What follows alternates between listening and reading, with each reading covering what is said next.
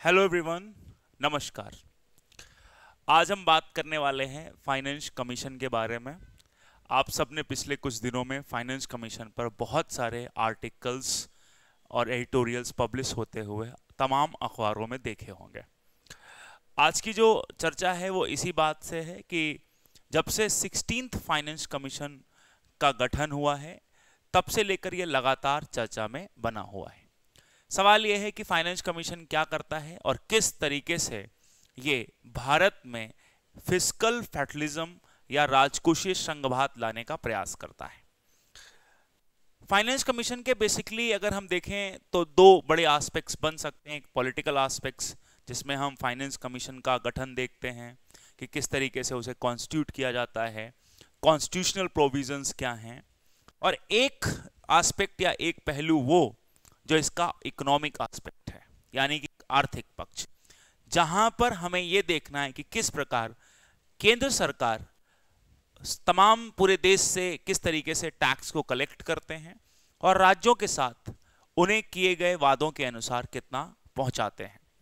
कई बार राज्य सरकारें केंद्र सरकार पर इस बात का एलिगेशन लगाती हैं कि उन्हें वादा किया गया यानी कि जो भी तय किया गया है उसके आधार पर जो भी राशि प्राप्त होनी चाहिए वो राशि प्राप्त नहीं हो रही है। इसमें केंद्र और राज्यों के बीच राजकोषीय व्यवस्था को लेकर कई बार टकराव भी देखा जाता है। इन तमाम बातों को ध्यान में रखते हुए आज का ये टॉपिक हम समझने का प्रयास करेंगे और ये भी समझेंगे कि 16th फाइनेंस कमीशन को आने वाले वर्षों में जब वो रिपोर्ट सबमिट करनी है तो उन्हें किन बातों का ध्यान रखना पड़ेगा। साथ ही साथ राज्य और केंद्रों के बीच कौन से ऐसे विवाद के मुद्दे रहे हैं जिन पर अक्सर केंद्र और राज्य के आमने सामने खड़े हुए दिखाई देते हैं। आज की चर्चा करने से पहले कुछ एक तमाम आर्टिकल्स का भी हम जिक्र कर लेते हैं जिससे कि हमें यह पता चल जाए कि क्या वाकई ये मुद्दा इतना न्यूज़पेपर्स में, अखबारों में चर्चा में रहता भी है या नहीं। मैं यहां रेफरेंस लेता हूं द हिंदू न्यूज़पेपर्स में पिछले कुछ दिनों में पब्लिश तमाम आर्टिकल्स का। एक एक करके देखते हैं। इस पूरे वाकये की शुरुआत 16th फाइनेंस कमीशन के शुरुआत हो जाती है। 16th फाइनेंस कमीशन दिसंबर 2023 में बनाया जाता है और 16th फाइनेंस कमीशन के चेयरमैन के तौर पर हमारे जो अरविंद पनगड़िया साहब हैं उनको अपॉइंट कर दिया जाता है।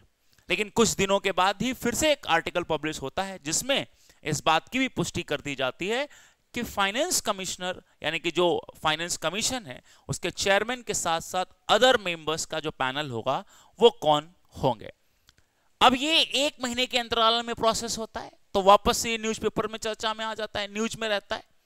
इसके आगे अगर हम देखें तो पिछले 2 महीने के अंदर ऐसे 2-3 आर्टिकल्स हमने देखे न्यूज़पेपर में जो काफी हद तक इस बात की तरफ इशारा कर रहे हैं कि 16th फाइनेंस कमीशन ने काम तो शुरू कर दिया है और 2025 के अंत तक इसे अपनी रिपोर्ट भी प्रेसिडेंट के समक्ष प्रस्तुत करनी होगी।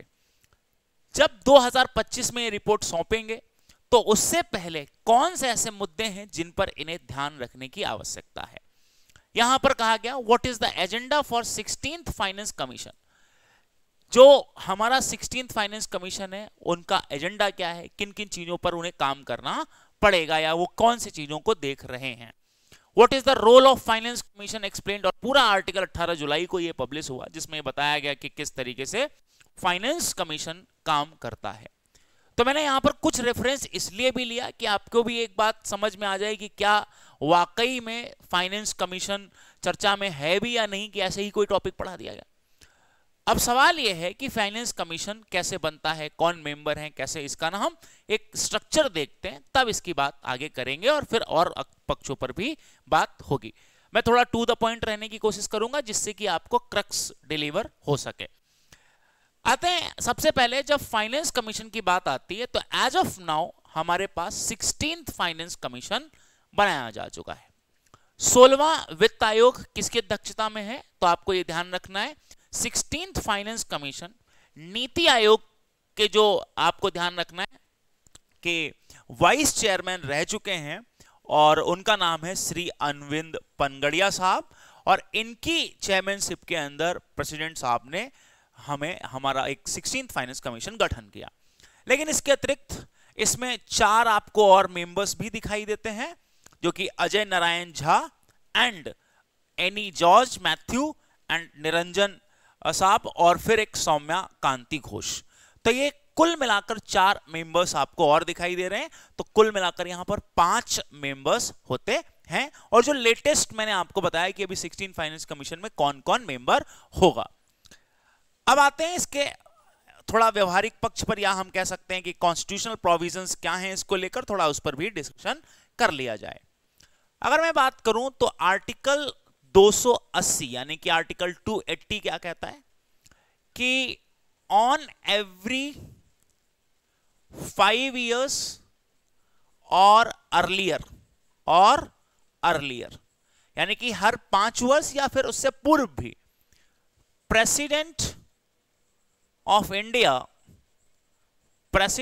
India constitutes finance commission. इसका मतलब क्या हुआ?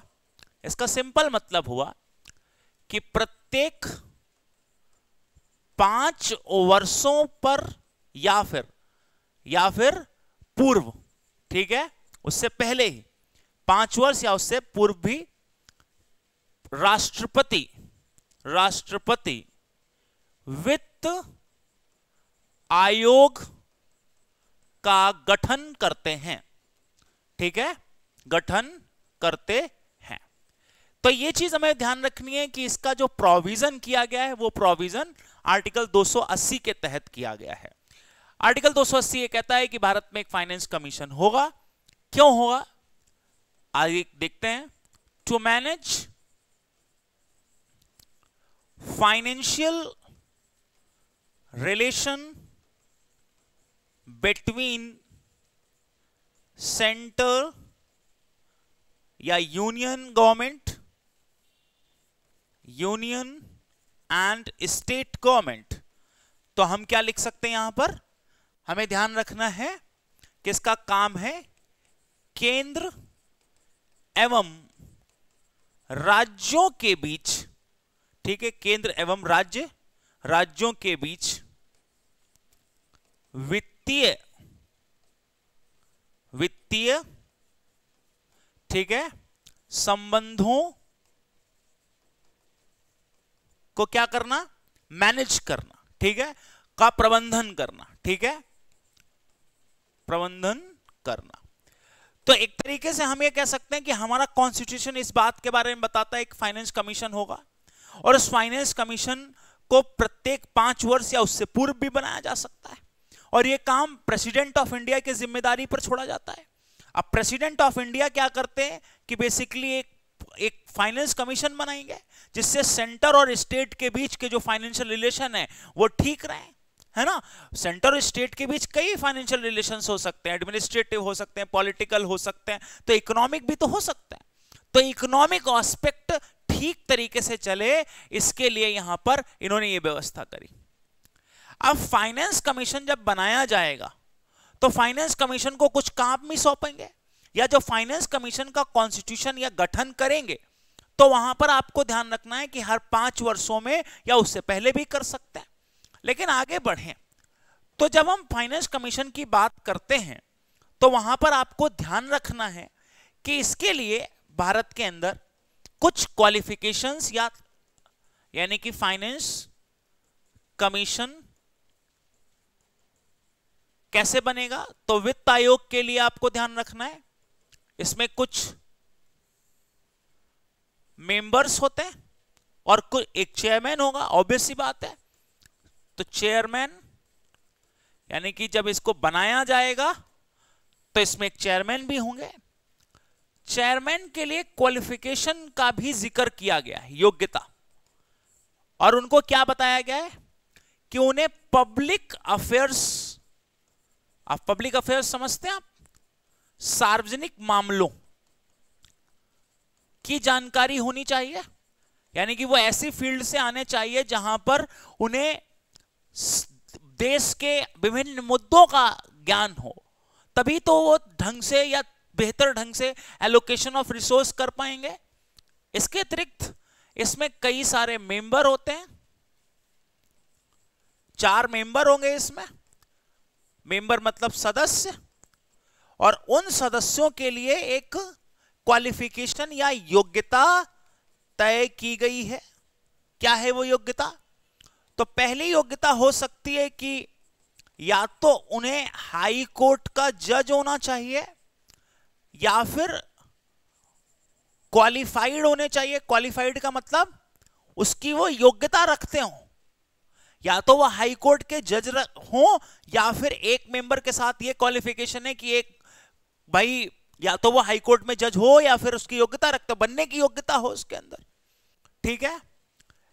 एक मेंबर और होगा स्पेशलाइज्ड इन फाइनेंशियल मैटर्स, यानी कि वित्तीय मामलों का जानकार होना चाहिए, क्योंकि पैसों का एलोकेशन हो रहा है तो आपके पास एक व्यक्ति होना चाहिए जिसके पास फाइनेंस की जानकारी हो। फिर expert in finance and accounts, क्या एक व्यक्ति होना चाहिए जो फाइनेंस और अकाउंट का जानकार हो। फाइनेंशियल मैटर्स का जानकार अलग हुआ, फाइनेंस एंड अकाउंट्स का जानकार, वित्तीय मामलों का जानकार। ये कौन है? वित्तीय मामलों का जानकार, वित्तीय मामलों का जानकार। और एक एक्सपर्ट और चाहिए, स्पेशलाइज्ड। स्पेशलाइज्ड समझते हैं आप? In economics. ठीक है, यानी कि जो इकोनॉमिक्स को ठीक तरीके से समझता हो कि जो एलोकेशन डालेंगे, जो पैसा देंगे, उससे क्या कहीं ऐसा तो नहीं कि पता चलता है कि पूरी इकोनॉमी में ही इम्बैलेंस आ जाए। तो इस तरीके से कुछ योग्यताओं को तय किया गया है। अब ये जो योग्यताएं हैं, क्वालिफिकेशन है, ये कैसे आएंगी? तो आपको ध्यान रखना है कि हमारे यहां फाइनेंस, या अगर मैं कहूं finance commission, finance commission miscellaneous provisions act, Hindi में क्या कहेंगे? वित्त आयोग, वित्त आयोग विविध प्रावधान। ठीक है, और ये क्या हुआ? एक्ट है 1951, 1951 अधिनियम 1951। अगर आपको कभी लिखना है या कोई ऐसा कुछ पूछेंगे तो योग्यताओं के प्रावधान के लिए यहां पर व्यवस्था करी गई। तो qualification which is mentioned in finance commission miscellaneous act के अंतर्गत प्रोविजंस एक्ट में दी गई है। तो हम अगर यहां पर एक बेसिक अंडरस्टैंडिंग डेवलप कर रहे हैं कि इसका सोर्स क्या है, तो आर्टिकल 280 में एक फाइनेंस कमीशन बनाएंगे।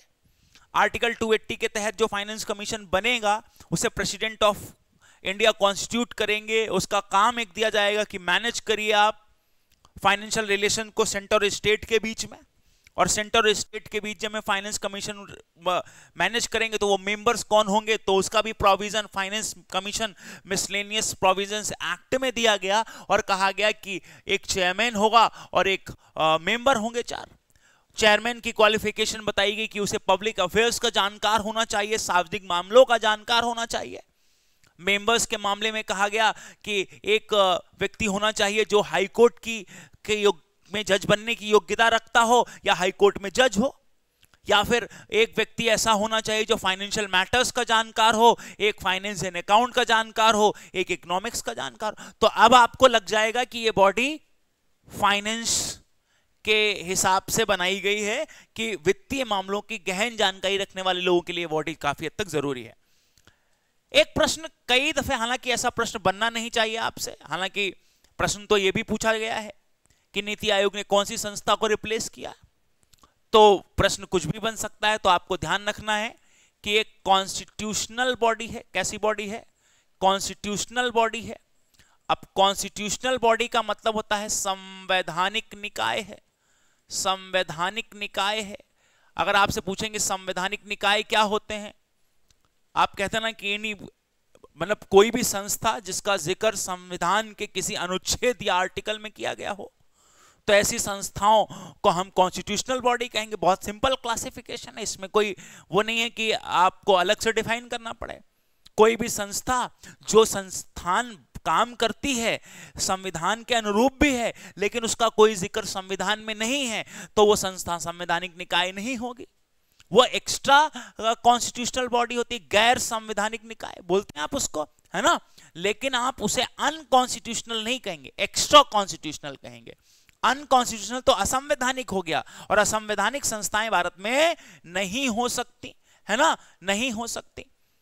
अब कॉन्स्टिट्यूशन ऑफ इंडिया हमें यह बताता है कि किस तरीके से काम करना है। एक एक्ट या कानून बनाया, प्रेसिडेंट ऑफ इंडिया वहां पर उसको लेकर काम करेंगे। लेकिन कुछ और ऐसे आर्टिकल्स हैं जो फाइनेंस कमीशन को उनके कामों के बारे में बताते हैं, जरा ध्यान देंगे। आर्टिकल 280 अगर हम देखें तो उसके सब क्लॉज ए में कुछ कहा गया। क्या कहा गया कि डिस्ट्रीब्यूशन ऑफ बिटवीन टैक्स यानी distribution between union and state net tax proceeds which are to may be divided between.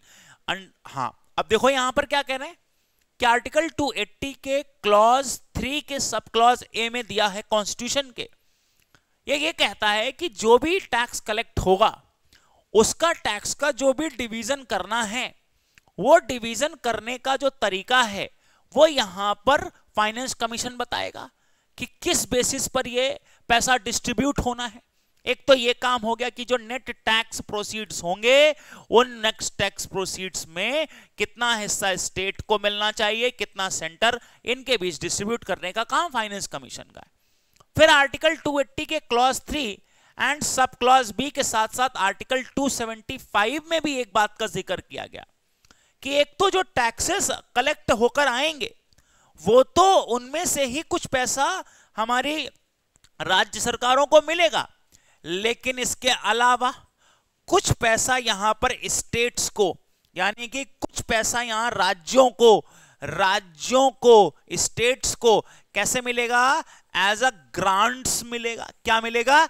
As a grants भी मिलेगा। तो अगला आर्टिकल क्या कहता है? आर्टिकल 280 के क्लॉज 3 का सब क्लॉज भी ये कहता है कि केवल टैक्स में ही हिस्सेदारी नहीं मिलेगी, इसके अलावा स्टेट्स को, जरूरतमंद राज्यों को उनका हम एलिजिबिलिटी क्राइटेरिया सेट करेंगे, कैसे मिलेंगी वो आगे देखते हैं। लेकिन आर्टिकल 275 का क्लॉज 1 भी ये कह रहा है और आर्टिकल 280 का क्लॉज 3 का सब क्लॉज भी कह रहा है कि ग्रांट्स भी इनको दी जाएंगी किसी स्पेसिफिक पर्पस के लिए। स्पेसिफिक पर्पस मतलब स्टेट स्पेसिफिक, सब्जेक्ट स्पेसिफिक। किसी राज्य को दे सकते हैं कि नहीं दे सकते हैं, और कह सकते हैं कि ये आपको ग्रांट दी, आप जाकर अपने राज्य के अंदर डेवलपमेंट करिए, वेस्ट मैनेजमेंट करिए, वो आगे हम देख रहे हैं। आर्टिकल 280 का क्लॉज 3 का सब क्लॉज, आर्टिकल 280 का क्लॉज 3 के अंदर जो sub clause B and B है एंड सी है, आप देखेंगे उसमें क्या कहा गया है कि आपको जब यहां पर ग्रांट्स देनी है तो याद रखना है कि पंचायत और कौन, पंचायत के साथ साथ और कौन, पंचायत एंड म्युनिसिपैलिटीज, जिसको आप लोकल गवर्नमेंट कहते हैं, म्युनिसिपैलिटीज, इनको भी, यानी कि जो हमारी पंचायतें हैं, जो हमारी नगर पालिकाएं हैं, इनको भी फाइनेंस कमीशन की तरफ से ग्रांट्स इन एड दिलवाई जाएगी। क्या दिलवाई जाएगी? ग्रांट्स इन एड दिलवाई जाएगी। तो जनरली अगर मैं यहां पर देखूं तो 3 बड़े मुद्दे निकल कर आते हैं। पहला काम फाइनेंस कमीशन को जो करना पड़ेगा, मुझे लगता है वो कुछ इस तरीके का होगा, जरा ध्यान दें कि आर्टिकल 280 के ही अंदर ही है सारी। तो आर्टिकल 280 क्या कह रहा है कि पहले तो आपको ध्यान रखना पड़ेगा कि जो नेट टैक्स प्रोसीड्स हैं आपकी, यानी कि जो भी टैक्स कलेक्शन हो रहा है बाय यूनियन गवर्नमेंट, तो हम कह सकते हैं निवल कर जो प्राप्त हो रहा है, ठीक है, किसके द्वारा? केंद्र द्वारा, उसमें आपको शेयर विद स्टेट, किसके साथ शेयर करना पड़ेगा? राज्यों के साथ साझा करना पड़ेगा। ये है भाई इसमें, इज दिस क्लियर? राज्यों के साथ क्या करना पड़ेगा? साझा करना पड़ेगा, इसको राज्यों के साथ देना पड़ेगा आपको। दूसरा यहां पर क्या कहा कि ग्रांट्स भी दिलाएंगे, ग्रांट्स इन एड, ठीक है, ग्रांट्स इन एड। तो इसका मतलब अनुदान सहायता जो होती, अनुदान सहायता जो होती वो स्टेट्स को, या क्या हम कह सकते हैं राज्यों को मिलेगी। अब राज्यों को क्यों मिल सकती है? या तो उनके बहुत सारे रेवेन्यू डेफिसिट हो सकते हैं। रेवेन्यू डेफिसिट का मतलब होता है या तो उन राज्यों में राजस्व घाटा हो, तो उस राजस्व घाटे को पूरा करने के लिए, यानी कि अगर कोई ऐसा स्टेट है जिस स्टेट को, कोई ऐसा स्टेट जहां पर आपको लगे कि इन लोगों ने ज्यादा घाटा कर लिया है, तो उस घाटे को पूरा करने के लिए बहुत सारा पैसा सेंटर की तरफ से स्टेट्स को दिलाया जा सकता है, यहां पर यह कहा गया। फिर कहते हैं कि ऐसा भी हो सकता है स्टेट स्पेसिफिक ग्रांट भी दिला सकते हैं आपको। ये स्टेट स्पेसिफिक ग्रांट्स का मतलब क्या हुआ? राज्य आधारित, जैसे मान लीजिए कई ऐसे राज्य होंगे जो काफी पिछड़े हुए हैं, जिनको पैसे की अतिरिक्त आवश्यकता होगी, जहां पर इनकम डिस्टेंस ज्यादा है, गरीबी ज्यादा है, भुखमरी ज्यादा है, तो उन लोगों को अलग से और दिलाना पड़ेगा, ग्रांट्स दिलाना पड़ेगा। इसके अलावा अगर हम देखें तो सब्जेक्ट स्पेसिफिक भी हो सकता है, सॉरी सब्जेक्ट की जगह हम सेक्टर स्पेसिफिक लिख सकते हैं, सेक्टर स्पेसिफिक भी। और सेक्टर स्पेसिफिक ग्रांट्स मतलब अगर मैं कहूं तो क्षेत्रवार, ठीक है, आधारित। तो क्षेत्रवार आधारित अगर अनुदान आप बात कर रहे हैं तो इसका मतलब क्या हुआ? जैसे मान लीजिए किसी राज्य के अंदर, अगर एग्जांपल लेते हैं कि किसी राज्य के अंदर वेस्ट मैनेजमेंट का काम ठीक नहीं हो रहा, तो पॉल्यूशन होगा, होगा कि नहीं होगा? वहां पर अगर पानी की सुविधा नहीं होगी तो लोगों के लिवलीहुड को समस्या होगी, या वो कंटेनमेंटेड वाटर इस्तेमाल करेंगे, प्रदूषित जल इस्तेमाल करेंगे। और अगर वो प्रदूषित जल इस्तेमाल करेंगे तो क्या होगा? उनको हैजा, मलेरिया, चिकनगुनिया, इस तरीके की बीमारियां हो सकती है। तो इस तरीके के लिए भी ग्रांट्स दी जाएंगी किसी राज्य के अंदर। अगर मान लीजिए ऐसा हो जाए कि वहां पानी नहीं पहुंच पा रहा है, तो सरकार उसको अतिरिक्त पैसा दे और जल्दी से काम करवाए। कहीं शौचालय नहीं बने तो शौचालय, हालांकि अब भारत में सब राज्यों के अंदर शौचालय बन गए। एक तो ये, तीसरा क्या काम करना है जरा देखिए, ये जो आपको फाइनेंस कमीशन है, इसके अंतर्गत जो काम इनको तय करने हैं उन पर हम लोग चर्चा कर रहे हैं, वित्त आयोग पर, ठीक है जी, वित्त आयोग पर चर्चा हो रही। अब कहते हैं ग्रांट्स इनको भी दे देंगे, लेकिन ग्रांट्स इन एड एक और देनी है आपको, एक और अनुदान सहायता देनी है। और ये अनुदान सहायता किसको देनी? तो ये अनुदान सहायता आपको ध्यान रखनी है कि हम लोग या फाइनेंस कमीशन पंचायत को देता है। किसको देता है? म्युनिसिपैलिटीज को देता है, म्युनिसिपैलिटीज को देता है। इसका मतलब ऐसा नहीं कि केवल राज्यों को ही देख के निकल जाओ, हालांकि राज्य भी जो भी सोर्स ऑफ इनकम होता है, उसके बाद राज्य भी कुछ पैसा स्टेट फाइनेंस कमीशन के माध्यम से पंचायतों को देते हैं, लेकिन वो सफिशिएंट नहीं होगा, इसलिए डायरेक्ट सेंटर से दिलाएंगे इनको। तो पंचायत और म्युनिसिपैलिटीज, यानी कि पंचायत और नगर पालिकाओं को भी पैसा यहां पर देना है। तो ये कुल मिला के एक हमें डिस्ट्रीब्यूशन करना है, हमें ये पैसा बांटना है। Is this clear? उम्मीद करते हैं किसी को कोई दिक्कत नहीं होगी, ठीक है। अब हमने यहां तक ये समझा कि एक फाइनेंस कमीशन आर्टिकल 280 के तहत बनता है। अब आर्टिकल 280 के तहत जब बन रहे हैं तो बहुत सारे पैसों का बंटवारा करना है। नेट टैक्स प्रोसीड्स, यानी कि जो भी पैसा यूनियन गवर्नमेंट लेकर आएगी वो पैसा उसे राज्यों को देना है, उसमें से एक हिस्सा। कुछ अनुदान के रूप में भी पैसा देना है और कुछ पैसा उसे पंचायतों को भी देना है। अब सवाल यह है, जरा आप सोच कर देखिए, यह पैसा कितना होना चाहिए, कैसे देना चाहिए, इसको लेकर हमेशा विवाद बना रहेगा।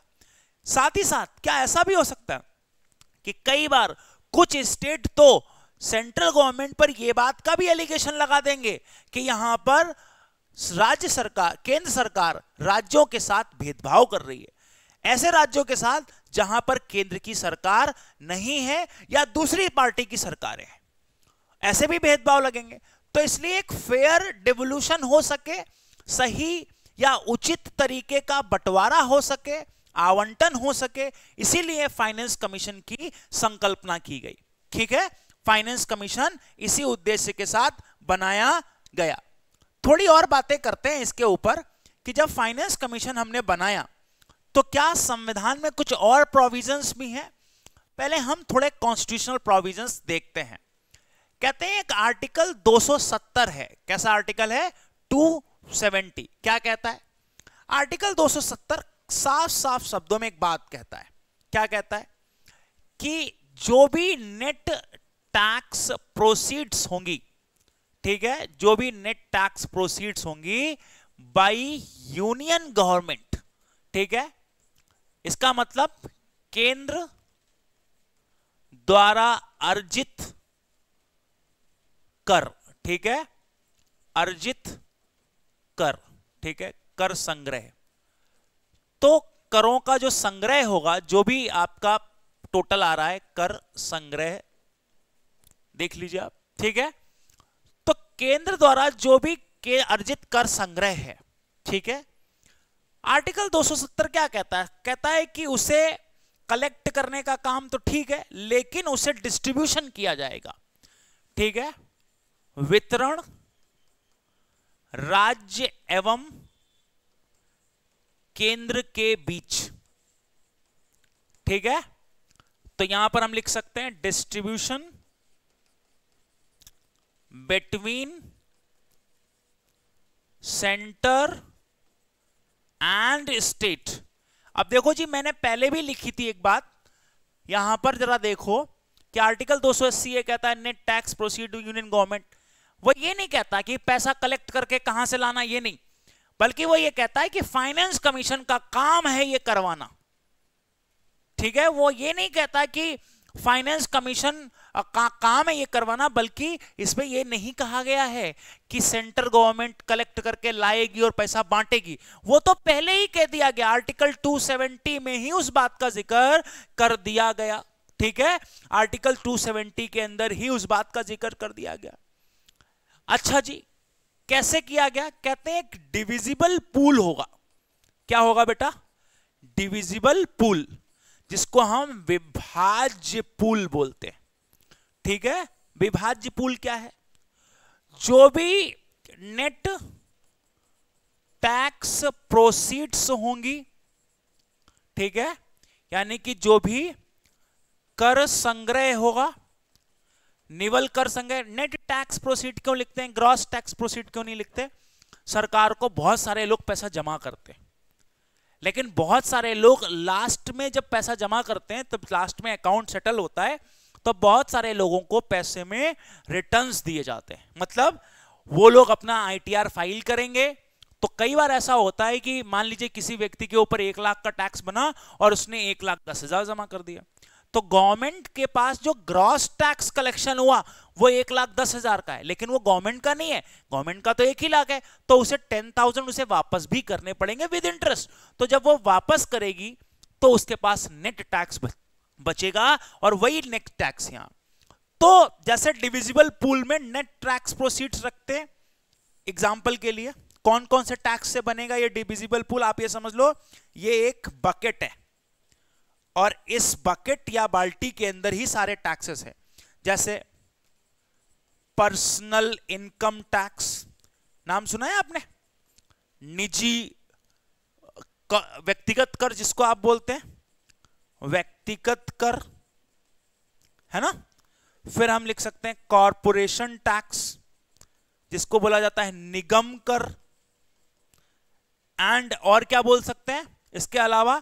Corporate tax, corporation tax. इसके अलावा और बहुत सारे टैक्स है, जैसे सीजीएसटी, है ना, सीजीएसटी, केंद्र जीएसटी जिसको आप बोलते हैं, केंद्र वस्तु एवं सेवा कर। आईजीएसटी, आईजीएसटी भी एक टैक्स होता है जब एक स्टेट से दूसरी स्टेट में जब कोई गुड्स बेची जाती है तो आईजीएसटी लगता है उसमें। तो आईजीएसटी टैक्स से भी जो पैसा कलेक्ट हो रहा है वो सारा पैसा इसी डिविजिबल पूल में रखना है, यानी कि यहां पर ही सारा पैसा आना ही है। And other central government taxes, other centre government या यूनियन गवर्नमेंट टैक्सेस, केंद्र सरकार के अतिरिक्त कर एवं एक्सेट्रा, आपको ये ध्यान रखना है। अच्छा, यहां से एक क्लैरिफिकेशन आपको होनी चाहिए, राज्यों को इनमें टैक्सेस नहीं देने हैं। राज्य तो जो अपना कमा रहे हैं वो तो कमाएं, उससे कोई फर्क नहीं है, वो अपना डेवलपमेंट में इस्तेमाल करें, कैसे करना है क्या करना है वो उनका लुकआउट है। लेकिन इस बकेट में पैसा आएगा, ठीक है, ये बकेट में जो पैसा है ये यूनियन गवर्नमेंट का है, केंद्र सरकार का है। किसका है बेटा? केंद्र सरकार का है। तो यूनियन गवर्नमेंट का पैसा है इसमें। अब यूनियन गवर्नमेंट का पैसा है और यहीं से पैसा निकलकर डिस्ट्रीब्यूट करना है। तो इसका एक एग्जांपल लेते हैं। क्या एसजीएसटी का पैसा यहां होगा? तो जवाब है नहीं। क्या राज्य सरकार जो शराब पर शुल्क वसूलते हैं उनका पैसा यहां पर होगा? तो अगेन जवाब है नहीं। क्या पेट्रोलियम उत्पादों पर राज्य सरकार एक वैट वसूलती है, उसका पैसा यहां पर होगा? तो अगेन जवाब है नहीं। लेकिन इसको मैं पलट दूं, जो भी पूरे देश से आयकर एकत्रित की जाती है उसमें होगा? हां जी होगा। जो भी निगम कर कंपनियों से लाभ पर वसूला जाता है होगा? होगा। केंद्र जीएसटी होगा? होगा। आईजीएसटी होगा? होगा। कस्टम ड्यूटी होगा? होगा। तो वो सारे टैक्सेस जो केंद्र सरकार द्वारा कलेक्ट किए जाएंगे उनको इसका हिस्सा बनाया जाता है। लेकिन एक बात ध्यान रखने योग्य है। क्या बात ध्यान रखने योग्य है? पहली बात तो आपको याद रखना पड़ेगा कि ग्रांट्स इन एड एक बात याद रखने योग्य है कि सेस एंड सरचार्ज, ठीक है, सेस एंड सरचार्ज जो है are not part of divisible pool. मतलब इसका मतलब है कि जो सेस होता है और जो सरचार्ज होता है वो विभाज्य पूल में सम्मिलित नहीं होता। अच्छा, सम्मिलित नहीं होता का कारण क्या है? देखो भाई, ध्यान से मेरी बात को सुनेंगे कि जब मैं सेस और सरचार्ज की बात करता हूं तो सेस और सरचार्ज अलग प्रकार के कर हो गए, एक अतिरिक्त शुल्क हो गया, सरकार अपनी कन्वीनियंस के लिए वसूलती है। हालांकि इस चीज को लेकर भी केंद्रों को बड़ा, राज्य सरकारों को बड़ा चिंता है कि ऐसा क्यों कर रही हैं, हमको भी देना चाहिए इसमें से एक हिस्सा। आइए जरा पहले सेस को समझ लें और फिर सरचार्ज को। सेस क्या है? कहते हैं किसी स्पेसिफिक पर्पस, ठीक है, पर्पस यानी कि विशिष्ट उद्देश्य के लिए वसूला जाने वाला अतिरिक्त शुल्क। एक अतिरिक्त शुल्क है, it is an additional fees या tax which is levied on the taxes. ये टैक्स के ऊपर ही लगता है अतिरिक्त। एग्जाम्पल के लिए एडुकेशन एंड हेल्थ, मतलब शिक्षा एवं स्वास्थ्य से हो सकता है, क्योंकि शिक्षा और स्वास्थ्य के लिए पैसे की आवश्यकता तो हमेशा ही पड़ती है, हमारी सरकार को पड़ती है। बोलो, तो अगर सरकार कुछ एक्स्ट्रा वसूले कैसे होगा? जैसे मान लीजिए आप एग्जाम्पल लेते हैं, मैं लेता हूं एक एग्जाम्पल कि जैसे आपने कोई मोबाइल खरीदा है ना, अब मोबाइल का जो टोटल अमाउंट है वो 10,000 है, आपको यहां 18% जीएसटी देनी पड़ती, तो ये हो गया 1,800। तो आपका जो बिल बना वो कितना बनना चाहिए? 11,800 का। लेकिन हाँ, इसी में अगर ये कह दें कि हम एक एग्जांपल, हालांकि 5% के आसपास ही होता है, कम ही होता है, 1% 2% भी हो सकता है ना।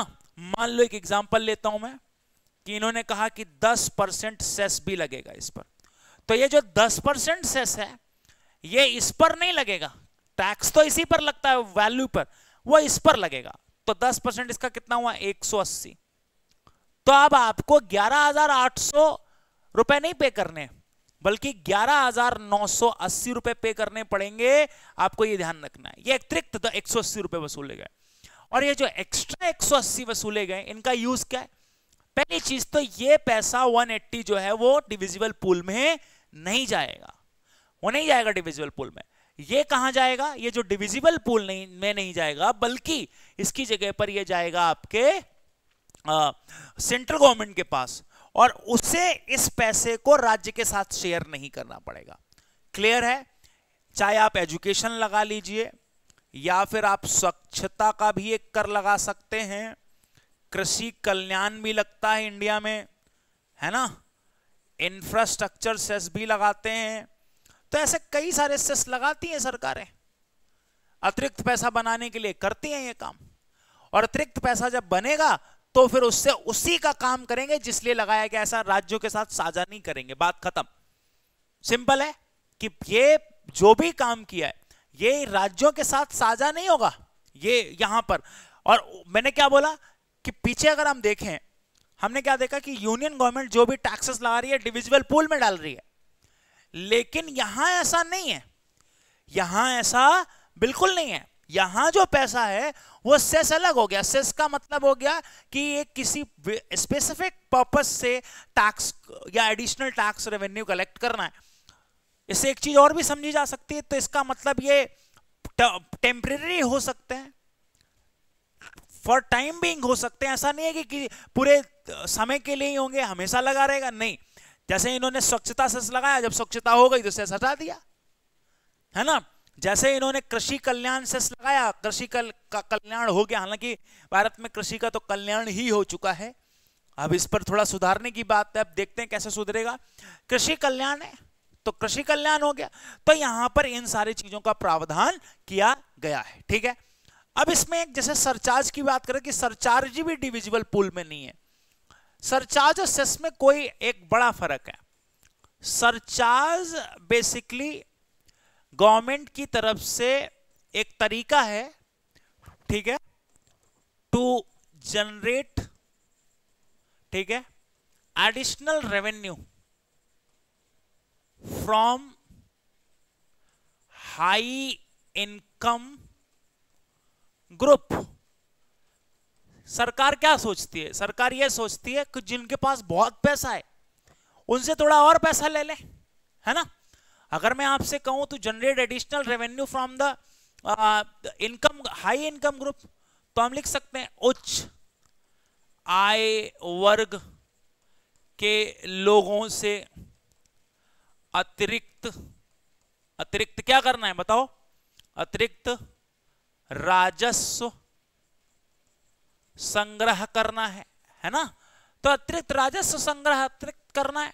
अच्छा, इसमें और ये जो गवर्नमेंट कर रही है वो अपने लिए कर रही है कि सोच रही है कि अगर थोड़ा रेवेन्यू आ जाएगा गवर्नमेंट को, और वो आम वर्ग के लोगों पर नहीं लगती। जैसे इंडिया में जो टैक्स स्लैब हैं वो अगर हम देखें आज टैक्स स्लैब है तो उसमें अधिकतम टैक्स 30% की दर से लगता है, इससे ऊपर रेट नहीं है, और ये 15 लाख तक जाता है, ठीक है, 15 लाख तक जाता है।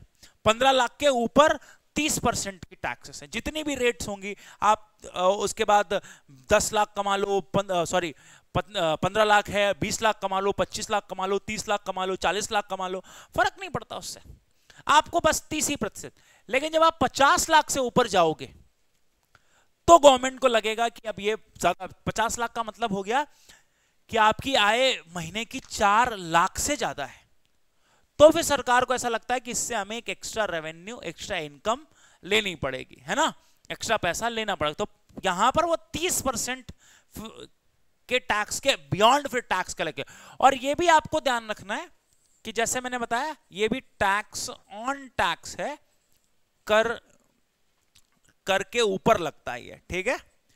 जो भी आप टैक्स कलेक्ट, जैसे एग्जांपल अभी दिखाया था मैंने आपको कि यहां पर आप देखिए किस तरीके से टैक्स ऑन टैक्स किया गया था। तो यहां भी ऐसे ही है कि जो भी आपका इनकम बना और उस इनकम के ऊपर जो भी टैक्स बना है, उस टैक्स के ऊपर जो टैक्स लग रहा है वो है ये, ठीक है। अच्छा, इससे भी जो आय आप कलेक्ट कर रहे हैं यूनियन गवर्नमेंट, वो भी सर इस डिविजिबल पूल का हिस्सा नहीं है। और इसी डिविजिबल पूल से निकालकर आपको सेंटर और स्टेट के बीच में डिस्ट्रीब्यूशन करना है। तो एज अ चैलेंजेस अगर मैं देखूं फाइनेंस कमीशन के सामने, तो एक चैलेंज है पहला, अगर मैं देखें कि इंडिया में अगर हम इकोनॉमिक इम्बैलेंस की बात करें, ठीक है, तो आपको आर्थिक असंतुलन दिखेगा, लेकिन वो आर्थिक असंतुलन दो प्रकार का हो सकता है। अगर इम्बैलेंस देखना है आपको, और आर्थिक असंतुलन अच्छी चीज नहीं है। अगर मैं कहूं एक वर्टिकल इम्बैलेंस दिखेगा, आप कहोगे वर्टिकल इम्बैलेंस क्या होता है, तो आप इसको ऊर्ध्वाधर बोल लो या लंबवत बोल लो, लंबवत असंतुलन, है ना, या फिर हम इसको हॉरिजॉन्टल भी बोल सकते हैं। मैं आपको थोड़ा समस्याओं पर ध्यान दिलाने की कोशिश कर रहा हूं कि आर्थिक मामलों में किस तरीके से चुनौतियां आ रही हैं राज्य और केंद्र के बीच में। तो हॉरिजॉन्टल इम्बैलेंस भी है, अब क्षैतिज असंतुलन भी है। अब ये क्षैतिज असंतुलन और जो लंबवत असंतुलन है, इनके बीच का ये असंतुलन है क्या? तो जब मैं कहता हूं वर्टिकल इम्बैलेंस, तो इंडिया की जब बात होती है तो वर्टिकल इम्बैलेंस तो होना नहीं चाहिए था, क्योंकि जब हम इंडिया का कॉन्स्टिट्यूशन पढ़ते हैं, संविधान पढ़ते हैं, या संविधान को लोग जब डिफाइन करेंगे, तो इंडिया के फेडरल स्ट्रक्चर के बारे में बात करते हैं। क्या कहते हैं कि भारत में संघवाद है, ठीक है, यानी कि अगर हम देखें तो राज्य और केंद्र जो है, उनमें शक्तियों का बंटवारा किया गया है और कोशिश करी गई समान हो।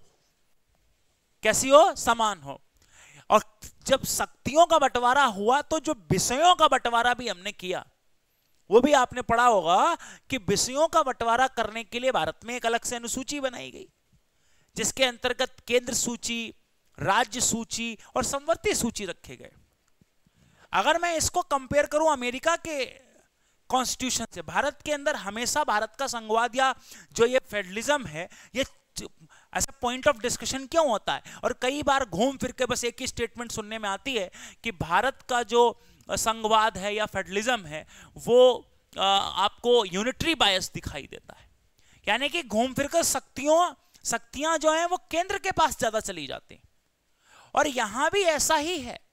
जब करों के बंटवारे की बात आई, तो जितने भी ऐसे कर थे जिनमें क्रीम थी, मलाई थी, वो केंद्र के हाथ लगे, और जितने भी कर एकदम थके हुए थे, जिनमें कोई रेवेन्यू नहीं था, वो राज्य के हाथ लगे। और इससे शुरू हो गई एक लंबवत असंतुलन की शुरुआत। अगर मैं असंतुलन की बात करूं, तो करों की शक्तियां, भारत में करों की शक्तियों की तो बात मत करो, हर किसी को शक्ति दे देते हैं ये। तो करों की शक्तियां अगर बात करें तो राज्य के स्तर पर भी है, और राज्य में भी लोकल सेल्फ गवर्नर, यानी कि अगर हम देखें तो पंचायत और म्युनिसिपैलिटीज के पास भी करों की शक्तियां हैं। वो बात ये अलग ही एकदम थका हुआ ही कर है राज्य के, पंचायत, नगर पालिका, इन सब के पास, है ना, उससे रेवेन्यू आना नहीं है। अगर मैं करों की शक्तियां की बात करूं, तो यहां पर क्या होगा? केंद्र के पास आप कर देखिए, तो केंद्र के पास आपको दिखाई देगा इनकम टैक्स, कॉरपोरेशन टैक्स, है ना, सीजीएसटी। आप देखिए इनके पास और विषय क्या है? IGST, custom duty. Custom duty समझते हैं, जब आप इंपोर्ट एक्सपोर्ट करते हैं। इसके अतिरिक्त अगर हम देखें तो सिक्योरिटी ट्रांजैक्शन, अब तो भारत में इनहेरिटेंस टैक्स नहीं लगता, इसके अलावा अगर हम देखें तो कैपिटल गेन टैक्स, तो आप जरा देखो इसमें कोई भी ऐसा टैक्स है जो कमजोर है कहीं से भी केंद्र के पास, तो रेवेन्यू जो होगा सेंट्रल गवर्नमेंट का वो यूं आ जाएगा, बड़ी बकेट में आएगा, बड़ी बाल्टी में, यानी इतना पैसा है कि बाल्टी बोरे लग जाएंगे, उसमें रखना पड़ेगा केंद्र को। और राज्य स्टेट्स की बात करें, अगर राज्यों की बात करें, अगर हमने यूनियन गवर्नमेंट की बात कर ली तो राज्यों का भी टैक्स का स्ट्रक्चर देख लो, उसके पास अब जाके एक मजबूत टैक्स आया, दैट इज एसजीएसटी। कैसा टैक्स है? एसजीएसटी, ठीक है। और एक टैक्स जो काफी हद तक चर्चा में भी रहता है, अल्कोहल पर लगने वाला टैक्स, ठीक है। अब एसजीएसटी ने कई सारे टैक्स, जैसे वैट पर पहले एक लगता था, वैट का भी टैक्स था, वो भी अब एसजीएसटी में ही आ गया। एंटरटेनमेंट टैक्स था, वो भी अब एसजीएसटी में ही आ गया, है ना। बहुत ऐसे टैक्सेस थे जो राज्य सरकार को जब मिलते थे। अब एक टैक्स मिलता है जैसे ऑक्ट्रोई, जिसको आप चुंगी कहते हैं। आप खुद से सोच कर देखो, ये टैक्सी टेम्पो जो आप ऐसे हाथ देकर रोक देते हो कि हाँ 5 रुपए लाओ 10 रुपए, कितना कलेक्ट कर लोगे आप? सेंट्रल गवर्नमेंट तो यहां पर अक्षय कुमार से वसूल लेगी 20 करोड़।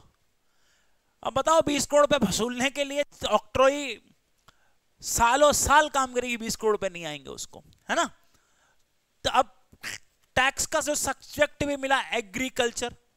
अब ये एग्रीकल्चर पे कहां से टैक्स लगाया जा सकता है? आप उम्मीद करते हैं भारत की कृषि इतनी समृद्ध है कि वो भर भर के टैक्स दे आपको? इम्पॉसिबल, ये तो संभव ही नहीं है ना।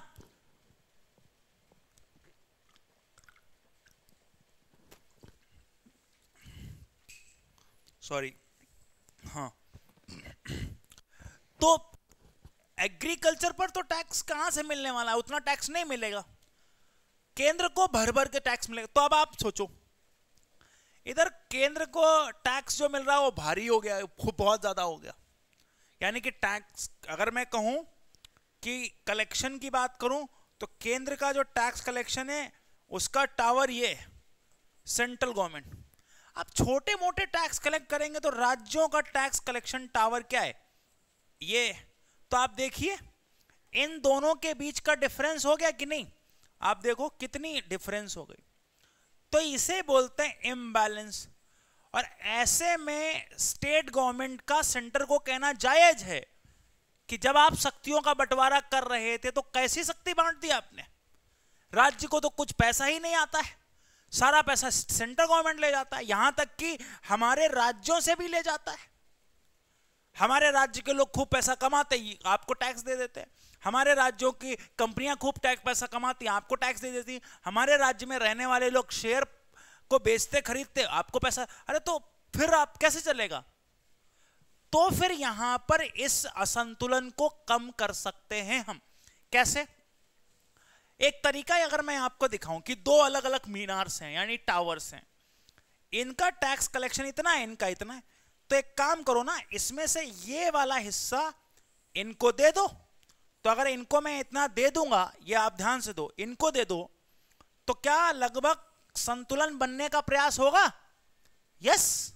यानी कि सेंट्रल गवर्नमेंट अपना पैसा स्टेट गवर्नमेंट को कुछ दे दे, तो जिससे इनका भी टावर ऊपर हो जाएगा और इनका टावर कम हो जाएगा, तो ये बैलेंस बन जाएगा।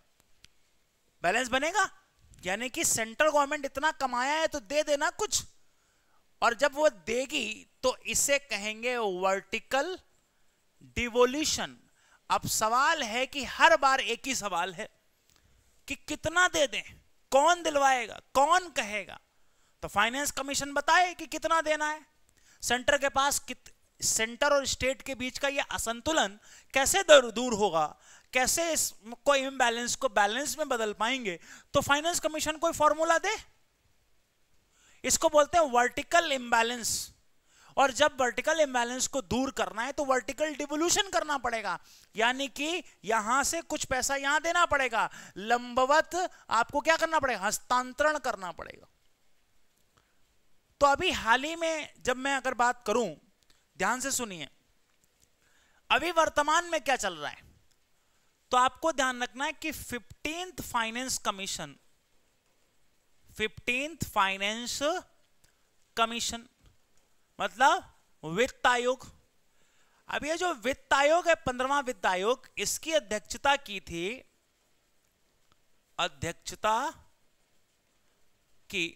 यानी कि इसको चेयर्ड किया गया, चेयर्ड बाय एनके सिंह, ठीक है, एनके सिंह साहब ने।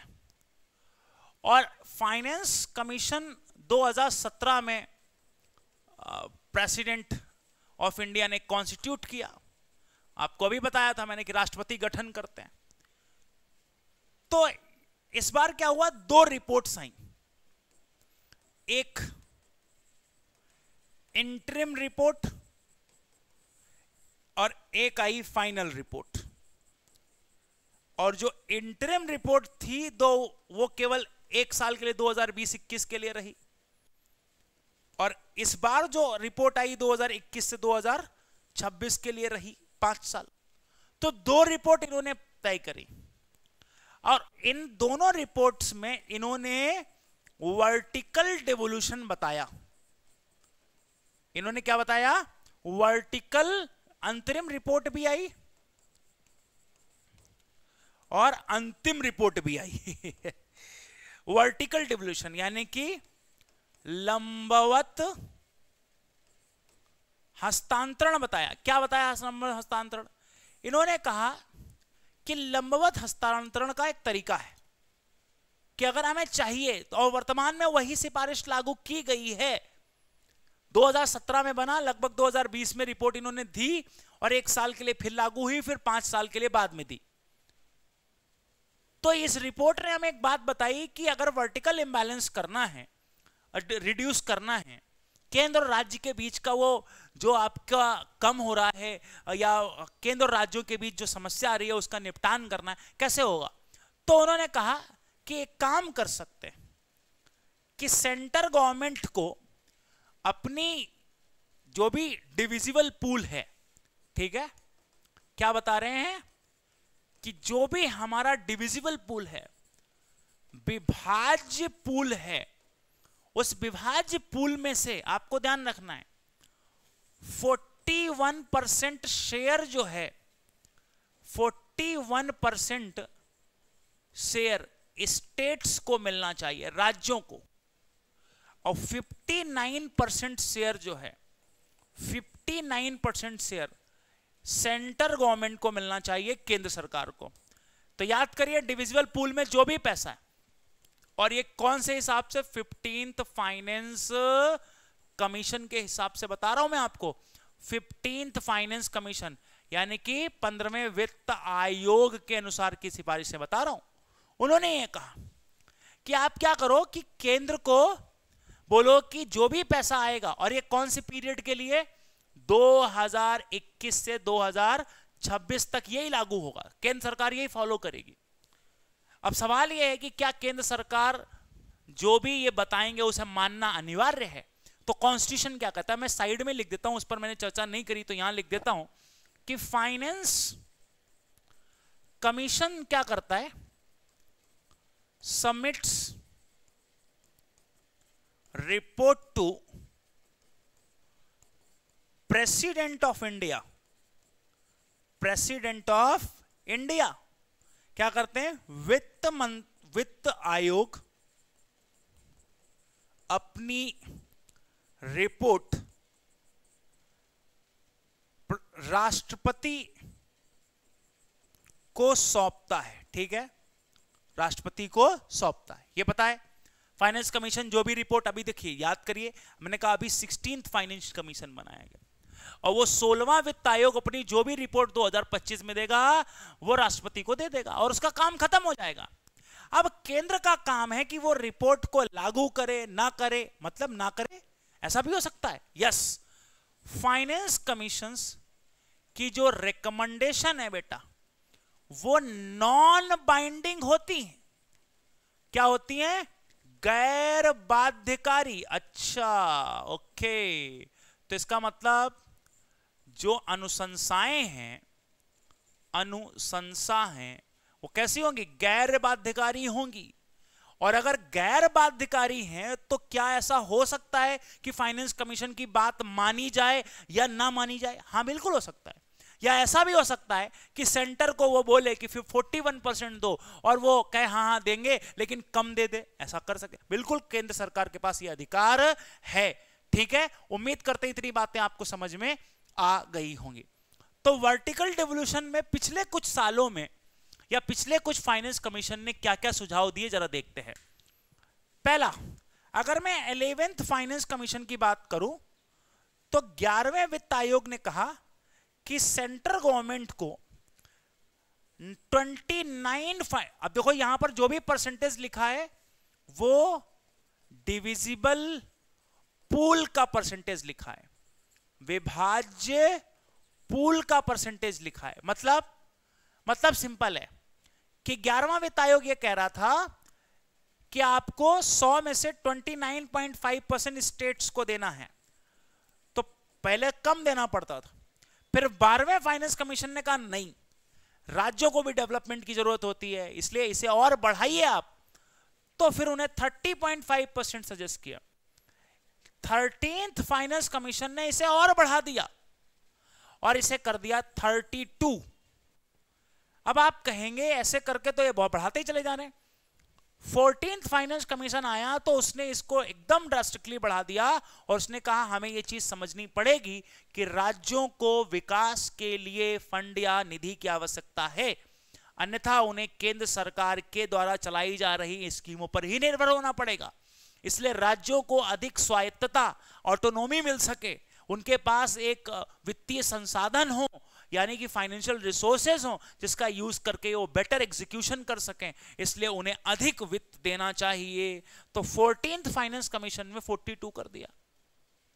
42 अब तक का टॉप मोस्ट एलोकेशन किया गया, किसको? डिविजिबल पूल के अंतर्गत राज्यों को। लेकिन 15th फाइनेंस कमीशन में इसे घटाकर 41 कर दिया गया। तो इसका मतलब पिछले बार जो ये मीनारें थी आप देख रहे हैं इस तरीके से, तो पहले इसमें से 42% दिए जाते थे स्टेट्स को, बट अब 41% दिए जा रहे हैं। तो आप कहोगे ये तो गलत हो गया, इस बार तो कम दे दिया, राज्य सरकार क्या बहुत अच्छा काम कर गई या डेवलपमेंट हो गया उनका? तो मेरी बात को ध्यान से सुनिए, ऐसा कुछ नहीं है। आपको याद होगा कि 2019 में जम्मू कश्मीर, याद है? जम्मू कश्मीर क्या बना? रीऑर्गेनाइजेशन एक्ट के तहत JNK एंड, ध्यान से सुनिए, जम्मू कश्मीर और लद्दाख क्या बन गए? जम्मू कश्मीर और लद्दाख बन गए यूनियन टेरिटरीज। अब यूनियन टेरिटरी जब बन गए तो इन पर होने वाला जो खर्च था वो अब जनरली सेंट्रल गवर्नमेंट को ही उठाना पड़ेगा। और उस समय जब यहां पर अगर हम देखें, जब ये राज्य हुआ करते थे तो डिविजिबल पूल में से ये जो 41% के आसपास है, इसमें से 0.85% अमाउंट इन्हें मिलता था। तो इन्होंने सोचा कि एक काम करते हैं कि अब लद्दाख और जम्मू कश्मीर एक अलग यूटीज बने हैं, तो सेंट्रल गवर्नमेंट को केयर करनी पड़ेगी, तो 1% दे देते हैं सेंट्रल गवर्नमेंट को। तो इसीलिए जो चूंकि अब राज्य कम हो गए तो उनको एलोकेशन भी कम कर दिया, उनका एलोकेशन भी क्या कर दिया? कम कर दिया। उम्मीद करते हैं इतनी बात सबको समझ में आ गई होगी कि वर्टिकल डेवोल्यूशन क्या है, कैसे ये बंटवारा हो रहा है। यहां पर देखो लिखा हुआ है, effective share does not change due to change in system, यानी कि 42 से 41% हुआ, लेकिन और राज्यों पर इसका प्रभाव नहीं पड़ेगा क्योंकि पहले 29 राज्य थे, अब 28 ही रह गए। अब जब 28 राज्य पर रह गए तो 28 राज्यों में 41% और 29 में लगभग 42%, तो बात वहीं आ गई जहां पर पहले थी। तो अन्य राज्यों के शेयर पर कोई असर नहीं पड़ा और इस तरीके से हम हॉरिजॉन्टल डेवोल्यूशन को यहां पर कम कर पाते हैं। सेंट्रल गवर्नमेंट और राज्यों के बीच में जो समस्या है वो समस्या का एक तो सॉल्यूशन एटलीस्ट हमारे पास आ जाता है कि चलो ठीक है, कोशिश करते हैं। लेकिन यहां खत्म नहीं होगी कहानी। अब दूसरी लड़ाई की जड़ बनेंगे वो 41% अमाउंट, यानी कि 40, जैसे अगर मैं कहूं कि सेंट्रल गवर्नमेंट के पास अगर 100 रुपीज थे तो उसमें से 41 रुपीज किसको देने के लिए बोले गए? स्टेट्स को। अब जरा मुझे बताओ, उन स्टेट्स की स्थिति देखेंगे जरा आप, वो राज्य जो हैं, अगर मैं उनकी बात करूं तो उन राज्यों के बीच अब आ जाएंगे डिफरेंसेस। और 41 रुपीज जो हैं अगर आपने स्टेट्स में डिस्ट्रीब्यूट करने हैं तो वो 28 स्टेट्स में होंगे, 28 राज्यों में होंगे। अब वो 28 स्टेट्स में कैसे हों, क्या पैरामीटर हो? क्योंकि अगर मैं राज्य की डेफिनेशन देखूं तो इंडिया में जैसे महाराष्ट्र, तमिलनाडु, गुजरात, है ना, या आंध्र प्रदेश, इस तरीके के राज्य भी हैं, और ऐसे राज्य भी हैं बिहार, राजस्थान, यूपी, ऐसे राज्य भी हैं। आप कहोगे ऐसे का मतलब क्या है? ऐसे का मतलब है ऊपर वाले ऐसे राज्य प्रोड्यूसिंग स्टेट्स हैं, खूब पैसा भी है इनके पास, यहाँ की जनसंख्या ज्यादा गरीब नहीं है। नीचे वाले राज्यों की बात करें तो कृषि आधारित जनसंख्या है, जनसंख्या बहुत है, इतनी जनसंख्या है कि वो जनसंख्या कई बार अदृश्य बेरोजगारी या प्रच्छन्न बेरोजगारी में होती, इतनी जनसंख्या है। तो अब ऐसी सिचुएशन में पॉपुलेशन ज्यादा है, एक ये गरीबी ज्यादा गरीबी कम, ये भी एक पैरामीटर। कुछ ऐसे स्टेट भी हैं जो गोवा, सिक्किम, है ना, ऐसे छोटे स्टेट हैं नॉर्थ ईस्टर्न, ये तो अलग ही परेशान स्टेट्स हैं। अब सब स्टेट्स की अपनी कहानी है कि साहब ये 41 रुपीज में से मुझे ज्यादा दे दो। हर स्टेट क्या चाहेगा फाइनेंस कमीशन से कि चलो अच्छा किया आपने 100 रुपए में से 41 स्टेट को ला दिए, अब हम सेंटर और स्टेट के बीच में थोड़ा सा डिफरेंस जो है वो कम हुआ। लेकिन एक नई मुहिम छिड़ गई, और वो नई मुहिम क्या छिड़ी कि राज्यों के बीच कैसे बटेगा ये। और स्टेट भड़के हुए, मैं महाराष्ट्र कहेगा मुझे दीजिए, तो महाराष्ट्र पूछा गया कि आपको क्यों दें, बोले कि आप सबसे ज्यादा टैक्स हमारे यहां से ही तो ले जाते हो। गुजरात बोलेगा हमारे यहां से ले जाते हो, हम इतना लोगों को काम देते हैं, हमें पैसा और दीजिए, हम और काम देंगे। बिहार कहता है कि अरे कैसी बातें कर रहे हो, ऐसे तो हम पिछड़े ही रह जाएंगे। यूपी कहेगा हम तो कितनी बेरोजगारी है, हमें सबसे ज्यादा दीजिए। नॉर्थ ईस्टर्न स्टेट्स कहेंगे कि अब तक हमने सहा है कितना जुल्म आपका, जब देखो तब हमारे लिए कोई प्लान ही नहीं लाते हो, कोई भी बजट लाते हो छोटी मोटी योजना बना के हमें छोड़ देते हो, हमें दो सबसे ज्यादा पैसा। अब यहां पर हो जाएगी लड़ाई, क्योंकि राज्य, अब इसमें राज्य के पास एक मौका आएगा कि राज्य सेंट्रल गवर्नमेंट पर इल्जाम लगाएंगे कि सेंट्रल गवर्नमेंट फाइनेंस कमीशन से कहकर उन राज्यों को ज्यादा पैसा दिला रहा होगा जिन राज्यों में सेंट्रल गवर्नमेंट की सरकारें हैं। यहां मामला फंस जाएगा। तो ऐसी सिचुएशन में फाइनेंस कमीशन को फेयर डिस्ट्रीब्यूशन करने के लिए एक फॉर्मूला निकालना पड़ेगा, और उस फॉर्मूले के बेसिस पर फंड का एलोकेशन करना पड़ेगा, तब जाके बात बनेगी। नहीं तो यहां लड़ाई होने तय है, कोई इसमें बचा नहीं सकता, मार हो जाएगी आज। तो इन्होंने हॉरिजॉन्टल यानी कि राज्यों के बीच, अच्छा मैंने कहा कि हॉरिजॉन्टल इम्बैलेंस क्या होता है, तो हॉरिजॉन्टल इम्बैलेंस यही होता है कि महाराष्ट्र आगे कैसे निकल गया, जब महाराष्ट्र के पास सभी एक जैसे ही संवैधानिक अधिकार हैं जो केंद्र सरकार के पास, जो दूसरे राज्यों के पास है।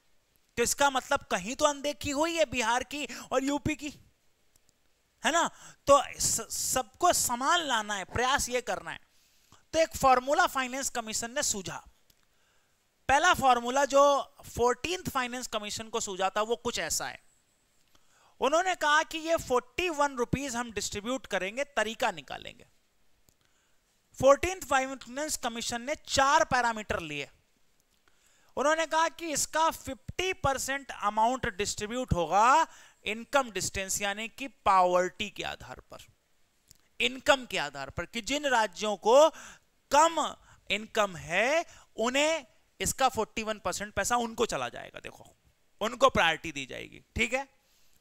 फिर इन्होंने कहा कि 27.5% पैसा उन राज्यों को मिलेगा जिन राज्यों ने पॉपुलेशन जहां पर ज्यादा है तो 27.5% पॉपुलेशन ज्यादा वालों को।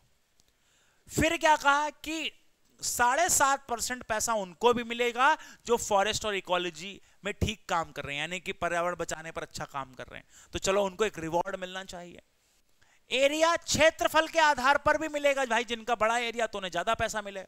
तो ये क्राइटेरिया 14th फाइनेंस कमीशन में रखा गया। लेकिन जब मैं पॉपुलेशन की बात करता हूं तो यहां पर एक सेंसस लिया जाता है 1971। कौन सी जनगणना देखी जाती है? 1971 की जनगणना। क्यों? क्योंकि 1971 की बात ध्यान से सुनना कि फाइनेंस कमीशन करंट जनगणना क्यों नहीं देखता।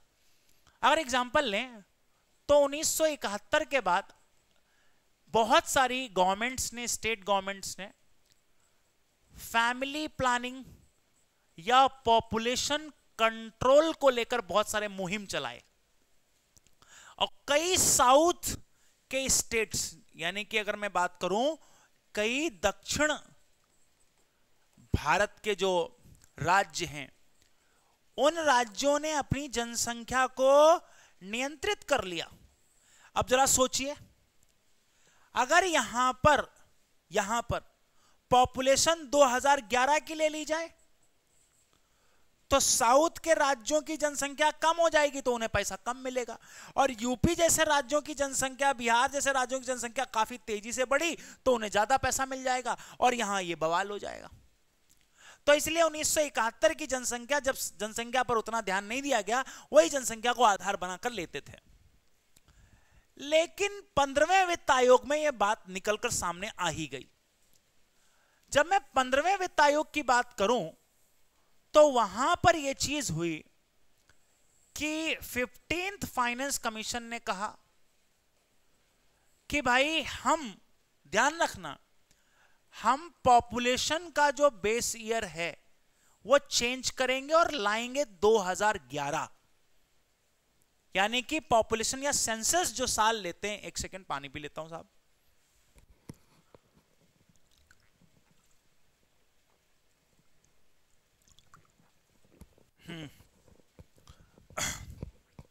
जो यहां पर आपको ध्यान रखना है, 15th फाइनेंस कमीशन ने क्या कहा कि जो हम पॉपुलेशन का जो बेस ईयर लाएंगे, वो पॉपुलेशन का जो ईयर होगा वो 2011 होगा। और जैसे ही ये बात चर्चा में आएगी, साउथ के स्टेट्स अपोज करना शुरू कर देंगे, क्योंकि वहां पर पॉपुलेशन क्या हुई है? कम हुई है। और नॉर्थ के स्टेट्स में पॉपुलेशन क्या हुई है? बढ़ी है।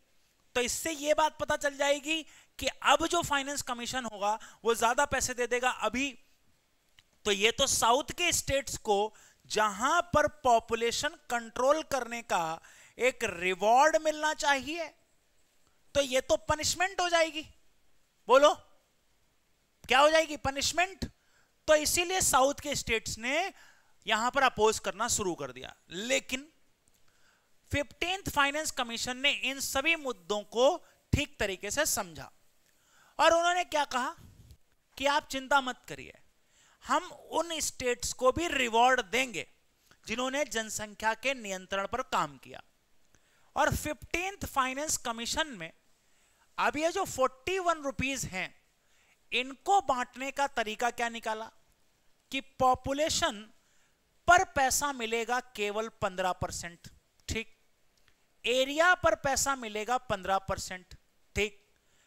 इसके अतिरिक्त फॉरेस्ट एंड इकोलॉजी को रिवॉर्ड और किया गया कि जिससे और ज्यादा अच्छा काम हो, वहां पर मिलेगा 10%, जो कि पहले था 7.5%। इसके अलावा इनकम डिस्टेंस, गरीबी पर पहले मिलता था 50 और अब मिलेगा 45%। इसके अतिरिक्त एक जो नया क्लासिफिकेशन ऐड किया गया, category, that is demographic performance. इसका मतलब पॉपुलेशन को कंट्रोल करने वालों को रिवॉर्ड दिया गया 12.5%। तो इसका मतलब जिन्होंने पॉपुलेशन बढ़ाई उनको 15%, और जिन्होंने कंट्रोल करी उनको 12.5% देकर मैनेज कर दिया, ठीक। 2.5% और निकाला एक कैटेगरी कि जिन स्टेट्स ने टैक्स कलेक्शन में भी अच्छा योगदान किया उनको 2.5% अतिरिक्त दिया। तो इसका मतलब इस बार जो एलोकेशन हुआ, पैसे का बंटवारा हुआ, वो बंटवारा ऐसे ट्रेडिशनल तरीके से नहीं हुआ, इसमें इन्वायरमेंट के चीजों को भी ऐड किया गया और डेमोग्राफिक रिवॉर्ड्स भी ऐड किए गए और टैक्स एफर्ट्स भी ऐड किए गए। तो इससे ये हुआ कि अब राज्य ये कह सकते हैं कि हाँ चलो ठीक है, इस बार का जो एलोकेशन है वो ठीक है, कोई दिक्कत कंपैरेटिवली कम दिखाई देती है ना। तो ये चीज आपको ध्यान रखनी है कि इस बार इस तरीके से एलोकेशन किया गया, ठीक। तो सेंटर से जो 41% अमाउंट लाए हो उससे इस पैरामीटर पर डिस्ट्रीब्यूट करोगे। इसको लेकर एक क्वेश्चन भी आपके मैं अभी दिखा देता हूं जो हमारे एग्जाम में लेटेस्ट पूछा भी गया था, जरा देखते हैं। ये सवाल था कि आपको बताना है for horizontal tax devolution. Horizontal tax devolution मतलब जब राज्यों के बीच टैक्स का डिवोल्यूशन होता है। 15th फाइनेंस कमीशन ने कौन से पैरामीटर्स को यूज किया other than population and income distance? तो 6 पैरामीटर थे उसमें। डेमोग्राफिक परफॉर्मेंस था, फॉरेस्ट इकोलॉजी था, टैक्स एंड फिस्कल एफर्ट्स था, गवर्नमेंट रिफॉर्म था, नहीं था, स्टेबल गवर्नमेंट था, नहीं था। हो गया। तो 1, 2, 5 इज करेक्ट आंसर, तो only 3 will be the correct answer. बहुत सिंपल है, अगर आप थोड़े अटेंटिव होंगे तो हो जाएगा। इसके अलावा पॉपुलेशन था, इनकम था एंड एक और पैरामीटर था, दैट वाज एरिया। तो 6 पैरामीटर्स पर यहां पर निकाला था, तो आंसर क्या हो गया? केवल 3 हो जाएगा इसका आंसर। आइए वापस आते हैं। अगर मैं यहां से इसको देखूं कि फाइनेंस कमीशन कैसे काम कर रहा है, तो हमने यहां तक समझा कि फाइनेंस कमीशन बेसिकली काम करता है आज के टाइम पर जो हॉरिजॉन्टल डेवोल्यूशन बनाया, तो उन्होंने इन चीजों को ध्यान में रखा। एरिया कि जिनका एरिया बड़ा है उन्हें भी पैसा मिले, पॉपुलेशन ज्यादा है उन्हें भी पैसा मिले, इनकम पॉवर्टी ज्यादा है या गरीबी है तो वहां भी पैसा जाए, फॉरेस्ट इकोलॉजी पर ठीक काम करे उन्हें रिवॉर्ड मिले, टैक्स एफर्ट्स जो अच्छे ले रहे हैं, कंप्लायंसेस करा रहे हैं, टैक्स का कलेक्शन ठीक हो रहा है, उन्हें भी पैसा मिले। इसके अतिरिक्त उनको भी पैसा मिले जिन लोगों ने डेमोग्राफिक परफॉर्मेंस ठीक करी है, यानी कि अपने राज्य के अंदर जो फंड्स हैं, अपने राज्य के अंदर पॉपुलेशन है उसे कंट्रोल करने पर भी ध्यान दिया है, ठीक। तो यहां पर मैंने ये पैरामीटर्स आपको दिखाए। अब जैसे अभी एक आपको मैं बता रहा था कि क्या ये पैरामीटर्स हमेशा एक जैसे रहते हैं, चेंज नहीं होते, तो आपकी जानकारी लेकर बता दूं, हर फाइनेंस कमीशन में अलग अलग क्राइटेरिया तय होते हैं। जैसे अगर मैं 11th फाइनेंस कमीशन की बात करूं तो वहां पर income distance, population, area, infrastructure index, ठीक है, फिर फिस्कल डिसिप्लिन, तो टैक्स एफर्ट, इस तरीके से बनाया।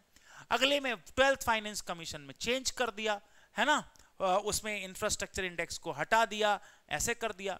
फिर उसी तरीके से 13th फाइनेंस कमीशन में चेंज हुआ, 14th में चेंज हुआ, बट एज ऑफ नाउ हमें ध्यान रखना है कि हमारे 15th फाइनेंस कमीशन में हॉरिजॉन्टल डिवोल्यूशन में 6 क्राइटेरियाज हैं, उनके बेसिस पर ही वो फॉर्मूला डिफाइन किया गया है, डिराइव हुआ है, और उसके आधार पर ही फंड का डिस्ट्रीब्यूशन होना है, पैसों का बंटवारा होना है।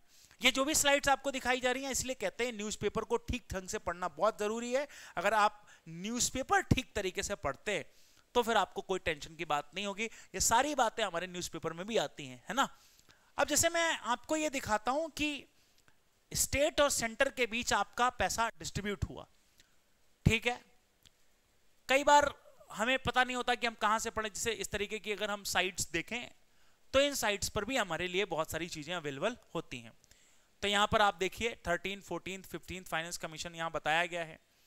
मैंने आपको बताया था कि ग्रांट्स भी दी जाती हैं सेंट्रल गवर्नमेंट की तरफ से स्टेट्स को, है ना। अभी याद करिए, एक डिस्कशन हमारा अभी इस पर हो चुका है, याद रखें, ध्यान दीजिए, मैं आपको दिखाता हूं। वो डिस्कशन ये हुआ, ये देखिए, ठीक है।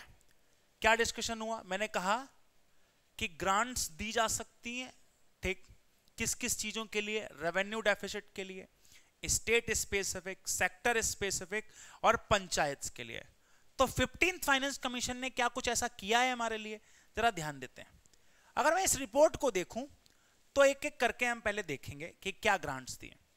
कहते हैं 2021-26 के लिए 17 स्टेट्स को, 17 राज्यों को, अगर नहीं दिख रहा आप लिख सकते हैं, 17 राज्यों को, ठीक है, 2.9 लाख करोड़ रुपए दिए हैं, जिससे कि वो अपना राजस्व घाटा जो है वो क्या कर सके, राजस्व घाटा समाप्त कर सके, ठीक है। एक तो ये, फिर सेक्टर स्पेसिफिक, सेक्टर स्पेसिफिक से कैसे सेक्टर, से हेल्थ का सेक्टर, एजुकेशन का सेक्टर है ना, हायर एजुकेशन का सेक्टर, फिर एग्रीकल्चर के रिफॉर्म्स, प्रधानमंत्री ग्राम सड़क योजना के लिए पैसा, उनकी मेंटेनेंस करनी होती है, स्टैटिक्स के लिए पैसा, जुडिशरी के लिए पैसा, डिस्ट्रिक्ट्स को बेटर करने के लिए, इन सब की परफॉर्मेंस को और अच्छा करने के लिए केंद्र सरकार 1.3 लाख करोड़ रुपए देगी।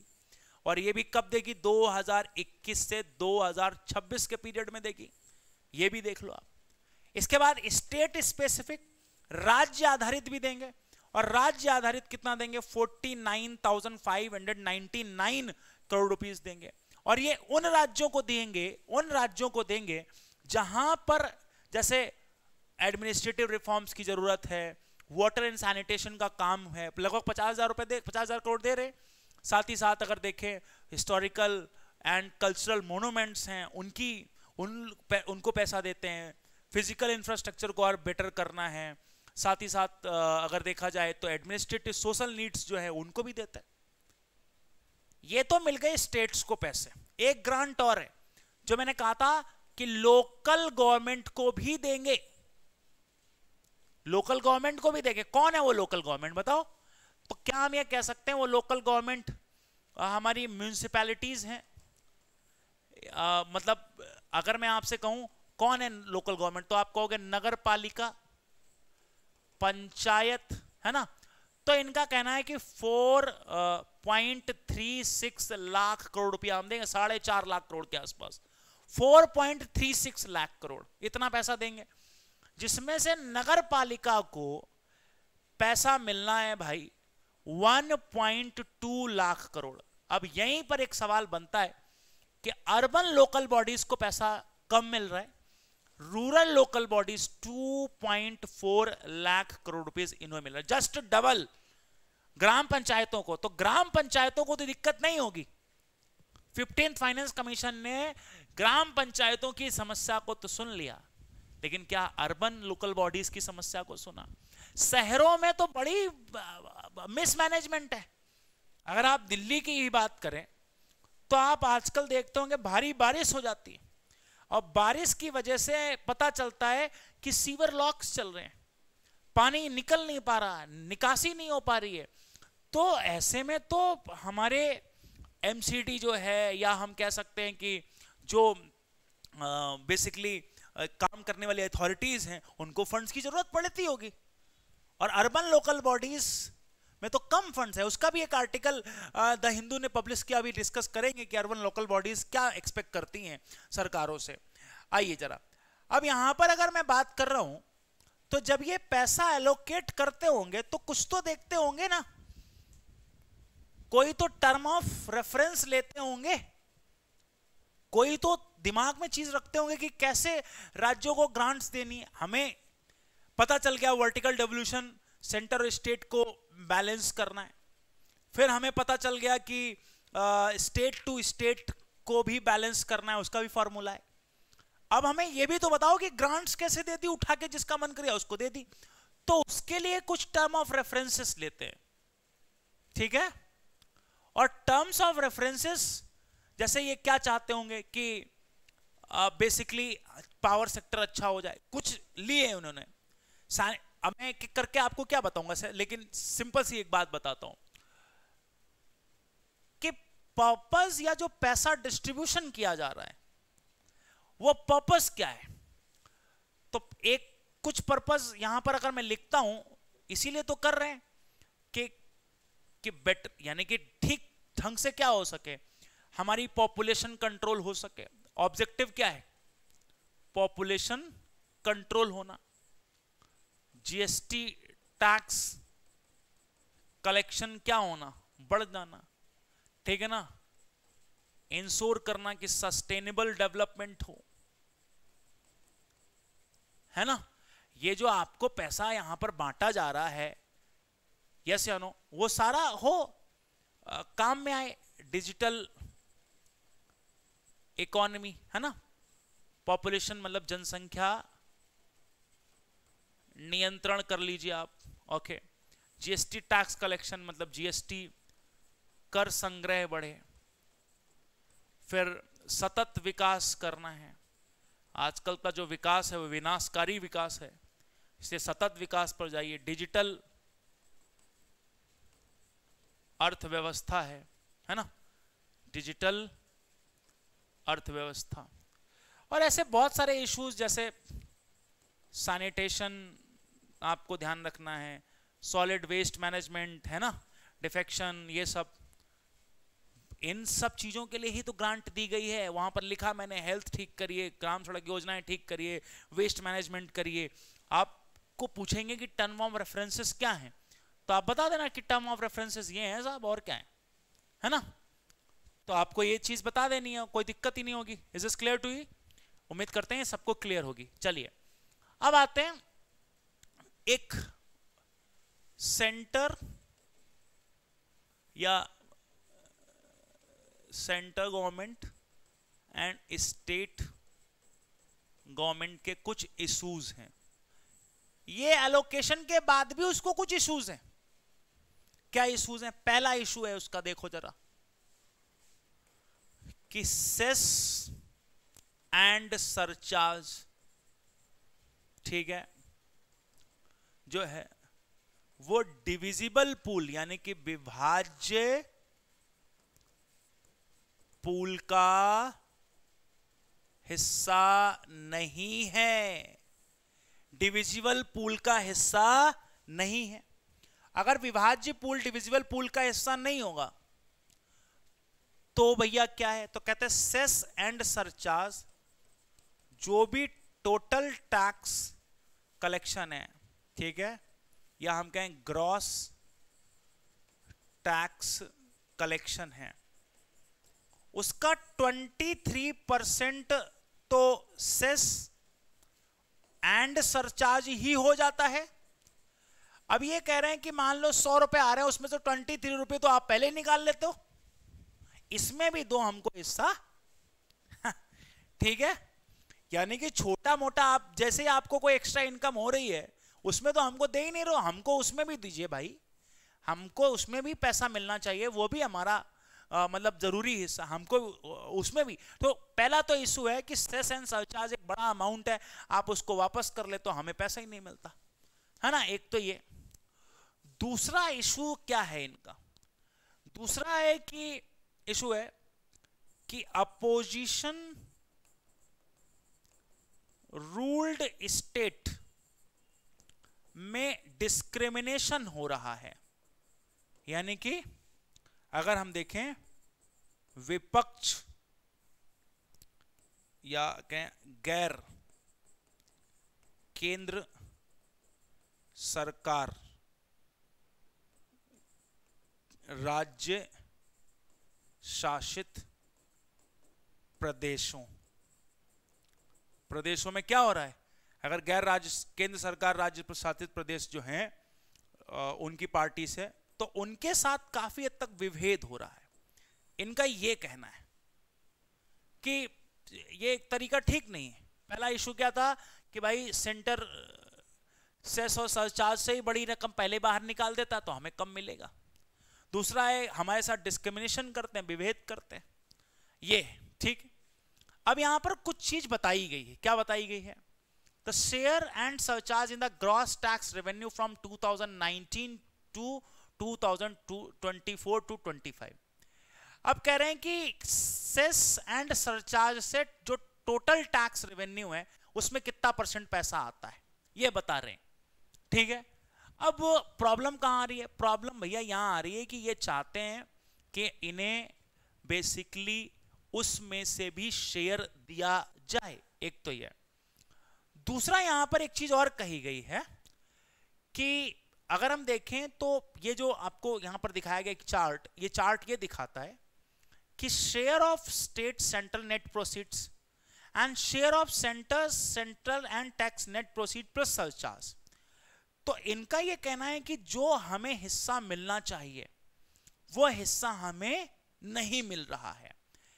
अब 41% का पैसा इनको मिलना चाहिए था जब से 15th फाइनेंस कमीशन की रिकमेंडेशन लागू हुई, और 42% का पैसा इनको मिलना चाहिए था जब से 14th फाइनेंस कमीशन की लागू, और 13th फाइनेंस कमीशन का। तो आप गैप्स देख रहे हैं, ये गैप्स कि कभी कभी ही ये पैसे इनको पूरे मिले, नहीं तो इनको पैसे मिले नहीं हैं। तो यहां पर ये चीज बताई भी जा रही है, जैसे इस साल के लिए ही एक बताया गया कि पिछली बार सरकार ने 2023-24 में क्या किया कि जो भी पैसा एलोकेट किया उसमें से 88,563 कम दिए पैसे, उससे पहले 92,000। इस साल कह रहे हैं 1,17,000 भी हो सकता है। एक तो पहले से ही पैसा कम मिल रहा, उसमें भी सरकार, चूंकि वो नॉन बाइंडिंग नेचर का है, अब जो नॉन बाइंडिंग नेचर का होगा तो पैसा और कम वो दे रहे हैं, यानी कि बात हो गई 42 देना चाहिए, लेकिन वो 41 पहुंच ही नहीं रहा, वो कम रह जा रहा है। अगर वो कम रह जाएगा तो उनको और कम, तो इनके ये इश्यूज में पहला पैसा क्या इश्यूज आ गया कि सेस, ठीक है जी वो लाओ, दूसरा अपोजिशन, ठीक है जी वो लाओ, तीसरी प्रॉब्लम है कि जो 14th फाइनेंस कमीशन या 15th फाइनेंस कमीशन बोलता है एटलीस्ट उस वादे को तो पूरा करो, वो भी नहीं कर रहे हो। हर साल आपको हमारे बीच में जो डिफरेंस अमाउंट रह जाता है वो आप देते नहीं हो, वो कहते हैं तो आगे देखेंगे आगे देखेंगे। तो इससे बड़ा हमें नुकसान हो रहा है ना, इससे हमें क्या हो रहा है, नुकसान हो रहा है। एग्जाम्पल के लिए यहां पर कुछ डेटा आपके सामने मैं लेकर आया हूं, ये डेटा भी मैंने हिंदू न्यूज़पेपर से लिया जिससे कि आपको ठीक से समझा सकें। इन्होंने कहा कि 2022-23 में 30.5 लाख करोड़ रुपीस हमें आए थे टैक्स के रूप में, 2023-24 में 34 लाख, और 2024-25 में उम्मीद है कि 38 लाख आएंगे। अब इन्होंने क्या कहा कि 22-23 में 9.5 लाख रुपीस इनको मिले, और 2023-24 में 11 लाख, और 2024-25 में 12.5 लाख करोड़।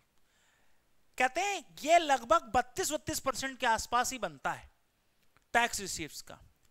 जबकि क्या कहना है इनका कि जो सेंटर स्टेट को पैसा दे रहा है वो लगभग 32% के आसपास ही दे रहा, जबकि उसे मिलना कितना चाहिए 41%, विच इज वे लेस, बहुत अधिक कम है ये। तो फाइनेंस कमीशन को ये बात ध्यान रखनी पड़ेगी कि जब चीजें, यानी कि उन्हें और ठीक तरीके से राज्य केंद्र सरकार को समझाना पड़ेगा कि राज्यों को अगर ठीक तरीके से पैसा या फंड्स का एलोकेशन नहीं करेंगे तो उसका कितना खामियाजा भुगतना पड़ सकता है। तो एक तो प्रॉब्लम ये यहां भी आ गई। अब एक नए तरीके की बहस भी आती है, कुछ राज्य उनके साथ होने वाली पार्शियलिटी को लेकर भी काफी हद तक बखेड़ा खड़ा करते हैं या बातचीत करते हैं। क्या कहते हैं कि उनके साथ पार्शियलिटी हो रही है। तो पूछा गया भाई कैसी पार्शियलिटी हो रही, तो बताइए। देखो जी, जब सेंट्रल या यूनियन गवर्नमेंट की हम बात करते हैं, हमने देखा यूनियन गवर्नमेंट टैक्स कलेक्ट करती है। क्या करती है, टैक्स को कलेक्ट करती है, और बहुत ही वेरियस तरीके से करती है। जैसे इनकम टैक्स है, कॉर्पोरेशन टैक्स है, स्टेटी है, कैपिटल गेन टैक्स है, ऐसे वेरियस टैक्सेस कलेक्ट करते हैं। लेकिन करते तो ये किसी ना किसी राज्य से ही होंगे ना, स्टेट से ही मिलता है ना पैसा, ये कहीं ऐसा तो नहीं है ऊपर से फेंक दिया जाता है। अब यहां ग्रीवांस सुनोगे तो वाकई आपको लगेगा कि हाँ इनके दुखड़े में दम है। कह रहे हैं कि अगर महाराष्ट्र क्या कह रहा है, कह रहा है भाई अगर हम यहां पर देखें कि बेसिकली अगर हम इनको 1 रुपया टैक्स ये हमसे लेकर जाते हैं तो हमें कितना वापस करते, ये आप देखो। तो महाराष्ट्र कह रहा है कि हमसे 1 रुपया लेके जाता और वापस हमें 0.08 करता, 0.8 नहीं 0.8। कर्नाटक कहता 0.15 वापस करते, 1 रुपए हमारे राज्य से ले जाते टैक्स में, और डिविजिबल पूल और ग्रांट सब मिला के वो एक खाली इतना ही दे रहे। हरियाणा 0.18, गुजरात 28, तमिलनाडु 29, तेलंगाना 43, आंध्र प्रदेश 49, केरल 57, पंजाब, अब देखो यहां तक आप देख लो सारे राज्य कौन से भरे हुए हैं, वही राज्य हैं जो हाईली डेवलप्ड हैं, यानी कंपैरेटिवली डेवलप्ड हैं। इसके बाद कहानी शुरू होगी। वेस्ट बंगाल चूंकि पुरानी रियासत है और विरासत भी है, खूब पैसा भी है उनके पास, 0.87, उत्तराखंड 1.29। उत्तराखंड के बाद कहानी शुरू होगी कि 1 रुपया लिया तो 1.29 रुपए 29 वापस किए। राजस्थान 1.33, ओडिशा 1.335, 1.45, 1.96, झारखंड 2 रुपए 15 पैसे। कहते हैं मध्य प्रदेश 2 रुपए 42 पैसे, आसाम 2 रुपए 3 पैसे और यहां पर 2 रुपए 73 यानी कि 2 रुपए 73 पैसे वापस करते हैं। और बिहार को मिलता है सबसे ज्यादा, और हालांकि बिहार फिर भी विशेष राज्य के दर्जे की मांग कर रहा है ना।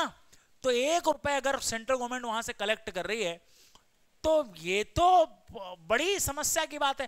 तो इन राज्यों का फाइनेंस कमीशन के डिस्ट्रीब्यूशन पर सवाल तो रहना ही रहना है कि यार इतनी भी पार्शियलिटी कैसी, आपके कुछ राज्य विकसित नहीं है तो इसका ये काम थोड़ी है कि हमने जिम्मा ले लिया कि हमसे लेके जाके उनको बांट दो आप।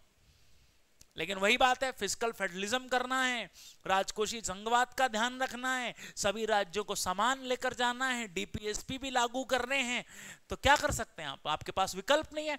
तो ये राज्यों का भी एक बड़ा प्रॉब्लम है। अब इन राज्यों को ये सोचना पड़ेगा कि ऐसा कैसे फॉर्मूला बनता है जिसके माध्यम से हमारा पैसा दूसरे राज्यों में चला जा रहा है और हमें कम मिल रहा है। तो जो मेरी समझ कहती है, आपकी समझ भी वही कहेगी कि इसका एक बड़ा कारण हो सकता है ये फॉर्मूला। देखो जरा, जो शुरुआती राज्य हैं जैसे महाराष्ट्र, तमिलनाडु, आंध्र प्रदेश, तेलंगाना, उनको कम शेयर क्यों मिल रहा है, उसका एक बड़ा कारण क्या हो सकता है? बड़ा कारण हो सकता है कि वहां पर गरीबी, वहां पर जनसंख्या कंपैरेटिवली कम है।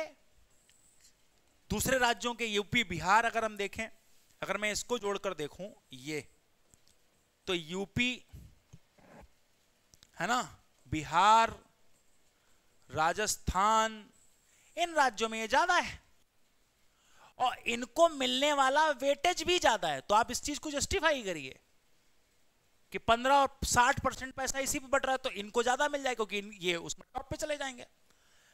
और जो रिवार्ड है, जैसे अगर मैं कहूं डेमोग्राफिक परफॉर्मेंस और टैक्स एफर्ट्स, इसमें मिलने वाला रिवॉर्ड क्या है? कंपैरेटिवली मात्र 15% ही है। तो महाराष्ट्र, ध्यान दो भाई, महाराष्ट्र, तमिलनाडु, आंध्र प्रदेश, इनको कम ही मिलेगा, ऑब्वियस सी बात है। तो ये एक लॉजिक यहां पर बैठा कि ये एक बड़ा कारण हो सकता है जिसकी वजह से हम ये डिक्लाइन देख रहे हैं।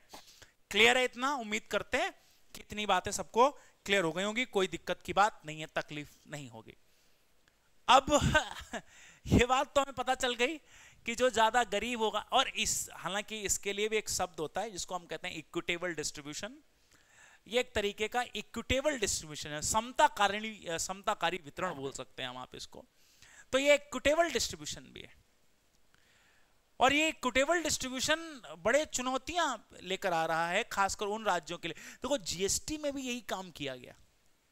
कई राज्य, खासकर प्रोड्यूसिंग स्टेट्स ने जीएसटी का अपोज भी इसी कारण किया, क्योंकि जीएसटी को जीएसटी जो है उससे जो टैक्स कलेक्शन होता है, जब आईजीएसटी कराते हैं तो आईजीएसटी या जीएसटी का जो नेचर रखा गया वो डेस्टिनेशन बेस्ड रखा गया, यानी प्रोडक्शन बेस्ड नहीं है कि उस स्टेट को मिलेगा जो प्रोडक्शन कर रहा है, नहीं, जीएसटी उसको मिलता है जहां पर वो गुड्स जाती हैं। तो ऐसे तो प्रोड्यूसिंग स्टेट्स को लॉस होगा, यानी कि अगर कोई भी गुड्स प्रोड्यूस की गई यूपी, महाराष्ट्र के द्वारा, गुजरात के द्वारा, तो उनको फिर टैक्स नहीं मिलेगा। अगर जीएसटी कोई भी गुड्स बेची जाती है उस स्टेट को मिलता है टैक्स जिस स्टेट में वो गुड्स जा रही होती है। ठीक है, ये चीज।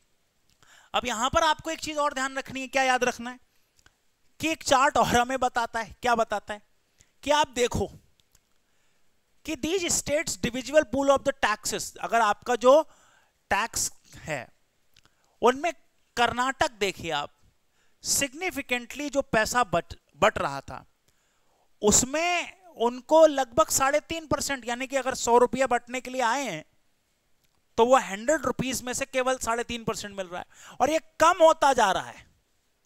ऐसा फॉर्मूला सेट हो रहा है कि इनको परसेंटेज कम मिलने लगा है। केरल और कम होता जा रहा है, 2% से नीचे चला गया। तमिलनाडु 4% पर आ गया। गुजरात में थोड़ा पिछले कुछ समय बढ़ा, लेकिन वो 3.5% के आसपास। अब ये गरीब राज्यों का भी देख लो आप, हालांकि महाराष्ट्र में लगभग 6.5% का, बिहार में तो ये पहुंच गया 10% के आसपास, जो कि टोटल शेयर होता है उसका बड़ा हिस्सा उसी को मिल जाता है। राजस्थान में भी ये 6%, और सबसे ज्यादा पैसा तो एक ही राज्य को मिलना ही चाहिए, वो डिजर्व करता है, एरिया भी उसके पास है, पॉपुलेशन भी है, गरीबी भी है, हर मामले में हम ही आगे। तो दैट इज उत्तर प्रदेश, उसको 17.5% के आसपास शेयर मिल जाता है। 100 में 17.5 यही लेके निकल जाता है, बिहार लेके निकल जाता है, राजस्थान लेके निकल, ये लोग निकलने जाते हैं। तो इसका एक बड़ा कारण क्या है? मैंने अभी बताया कि इनकम, डिस्टेंस, पॉपुलेशन, एरिया, इन सब मामलों में ये टॉप पर है और इनको ज्यादा वेटेज या तरजीह दी गई है, इसलिए यहां पर ऐसा हो रहा है। ठीक है, तो उम्मीद करते हैं ये बात आपको पूरी तरीके से समझ में आ गई कि फाइनेंस कमीशन में क्या चुनौतियां हैं। तो इन समस्याओं पर भी हमने ध्यान दे दिया। मुझे लगता है कि अभी फाइनेंस कमीशन जो 16th फाइनेंस कमीशन है, उसे इस फॉर्मूले को वापस से रिवाइज करना पड़ेगा, और आगे आने वाले दिनों में हम देखेंगे, क्योंकि फिस्कल फेडरलिज्म में जो राज्य हैं उनकी मांगों को भी तरजीह देनी चाहिए। अब ऐसा नहीं कि एक तरफा फाइनेंस कमीशन ने डिसाइड कर दिया तो उसको वैसे ही करेंगे, क्योंकि सेंट्रल गवर्नमेंट को तो क्या है, उसको तो बस एक आधार चाहिए अपनी बात को रखने का, और फाइनेंस कमीशन उनकी बातों को मजबूती दे देता है कि हाँ ठीक है सही कर रहे हैं। लेकिन फाइनेंस कमीशन को नए आयामों पर भी सोचना पड़ेगा। एक पीछे मैंने अभी डिस्कशन में ही बात आपसे करी कि अर्बन लोकल बॉडीज को पैसा कम दे रहे। थोड़ी अर्बन लोकल बॉडीज और फाइनेंस कमीशन के रिलेशन पर बात करते हैं। बट एक आर्टिकल पब्लिश होता है 16th फाइनेंस कमीशन और अर्बन लोकल बॉडीज को लेकर, कुछ एक पॉइंट्स जो यहां पर याद दिलाने योग्य हैं। पहला पॉइंट याद दिलाने योग्य है कि जो अर्बन लोकल बॉडीज हैं वो कहती हैं कि 66% ऑफ इंडियाज जीडीपी यहीं से आती है। तो भारत की लगभग 66% जीडीपी कहां से आ रही है? अर्बन, यानी कि शहरों से आती है। मेरी बात को ध्यान से सुनना, फिर फाइनेंस कमीशन को मजबूर करेंगे हम अर्बन लोकल बॉडीज के बारे में सोचने के लिए। पंचायतों को पैसा दे दीजिए कि पंचायतें बैकवर्ड हैं, तो अर्बन लोकल बॉडीज कौन सा एडवांसमेंट में जी रही हैं? दिल्ली जैसे बड़े मेट्रोपॉलिटन सिटीज में भी समस्या है, बैंगलोर में पानी की क्राइसिस हो जाती है, तो finance commission have to address such things. कई राज्यों में, कानपुर जैसे शहरों में वेस्ट मैनेजमेंट की समस्या है, गंदगी की समस्या है ना? तो ये चीजें, नदियों की समस्या आपको देखने को मिलती है, पानी की समस्या देखने को मिलती है। तो अर्बन लोकल बॉडी कहती है कि जीडीपी का 66% तो हमसे आता है, और अगर हम देखें 90% टोटल गवर्नमेंट रेवेन्यू भी उनके कहां से आता है? ये अर्बन लोकल बॉडीज से ही आता है, यानी कि शहरों से ही आता है। तो सिटीज क्या हैं? हमारी जो अर्बन लोकल बॉडीज हैं या अर्बन लोकल्स हैं या सिटीज जो हैं, अगर हम देखें तो इसकी जगह हम लोग सिटीज लिख सकते हैं। सिटीज जो हैं, तो cities are basically engine of growth. ये आर्टिकल ये कहता है कि उन्हें आप इंजन ऑफ ग्रोथ बनाए, और उन्हीं सिटीज को मैनेज करने के लिए हमने अर्बन लोकल बॉडीज बनाई, म्युनिसिपैलिटी बनाई। अब प्रॉब्लम क्या हो रही है कि लोग विलेजेस या रूरल से किधर की तरफ माइग्रेट हो रहे हैं? रूरल से माइग्रेशन दिखाई देता है हमें टुवर्ड्स व्हाट? तो सिटी की तरफ माइग्रेशन दिखाई देता है, शहरों की तरफ। अब शहरों की तरफ जब लोग जाएंगे तो बर्डन ऑन रिसोर्सेस होगा, तो जो भी पानी की समस्या, ये सब चीजें। तो सिटीज को और डेवलप करने के लिए, हमें डेवलपमेंट के लिए $840 बिलियन चाहिए नेक्स्ट डिकेड, ध्यान से मेरी बात को सुनिए, क्या कह रहे हैं कि अगले एक दशक में आपको 840 बिलियन डॉलर पैसा चाहिए। यहां पर लिख देता हूं सारा मैं, आप ध्यान से सुनिए कि सिटीज को क्या आइडेंटिफाई कर रहे हैं, इंजन ऑफ ग्रोथ, ठीक है। सिटीज जो है वो 90% रेवेन्यू देती हैं ऑफ गवर्नमेंट, सरकार का, एंड 60, अगर मैं बात करूं तो 66% यहां पर जीडीपी का है यही। और ये सिटीज को अगर डेवलप करना है, इंफ्रास्ट्रक्चर विकास करना है, तो इन्हें पूरे नेक्स्ट डिकेड की बात करें तो पूरे एक दशक में कितना पैसा चाहिए, 840 बिलियन डॉलर चाहिए। अब आप खुद इम्यूम करके देखो, 840 बिलियन डॉलर चाहिए और राज्य के कितना दे रहे 5 साल में, 1,20,000 करोड़। ये कोई अमाउंट हुआ? क्या होगा इससे, कहां से निवेश आएगा? या तो कुछ ऐसा मॉडल लाइए, पब्लिक प्राइवेट पार्टनरशिप, कितने मॉडल चल रहे हैं, हमें तो नहीं दिख रहे। 1-2 स्टेट्स अपना इफेक्टिवली काम कर रहे हैं जिनके पास पैसा है, बाकी स्टेट्स बस चलते चले। कैसे आप कार्बन न्यूट्रलिटी को अचीव करेंगे? नहीं कर पाएंगे। आप देखो ना, भारत के अंदर ये सारी चीजों को समझना पड़ेगा और इसकी जरूरत को भी हमें समझना पड़ेगा। और इंडिया में एलोकेशन डिस्ट्रीब्यूशन कितना हो रहा है पता है आपको? हमारे यहां जो ये लोकल बॉडीज हैं, अर्बन लोकल बॉडीज, हालांकि इनके पास भी टैक्स लगाने की पावर है, लेकिन वो टैक्स ही इतने बेकार हैं। जैसे प्रॉपर्टी टैक्स लगा लिया। अब प्रॉपर्टी टैक्स एक लमसम अमाउंट है, एक प्रति परिवार से आप साल भर में क्या ले लोगे, 1,000 रुपए, 2,000 ले लोगे, 2 लाख थोड़ी ना ले लोगे, तो उससे बहुत पैसा आना है नहीं। तो अर्बन लोकल बॉडीज को इंटर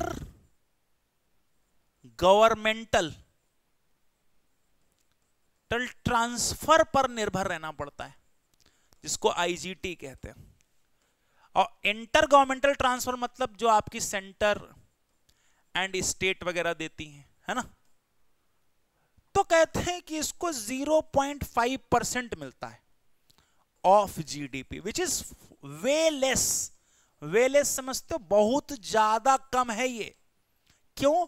क्योंकि अगर आप दूसरी अदर डेवलप्ड कंट्रीज को, डेवलपिंग, मैं डेवलप्ड की बात नहीं कर रहा, डेवलपिंग कंट्रीज की बात कर रहा हूं, उनसे भी बहुत कम है हमारा। अगर मैं दूसरी डेवलपिंग कंट्रीज को भी इसमें शामिल करूं तो कहते हैं कि साउथ अफ्रीका को 2.5% या 2.6%, फिलीपींस में भी 2.5%, ब्राजील तो और भी आगे 5.1%।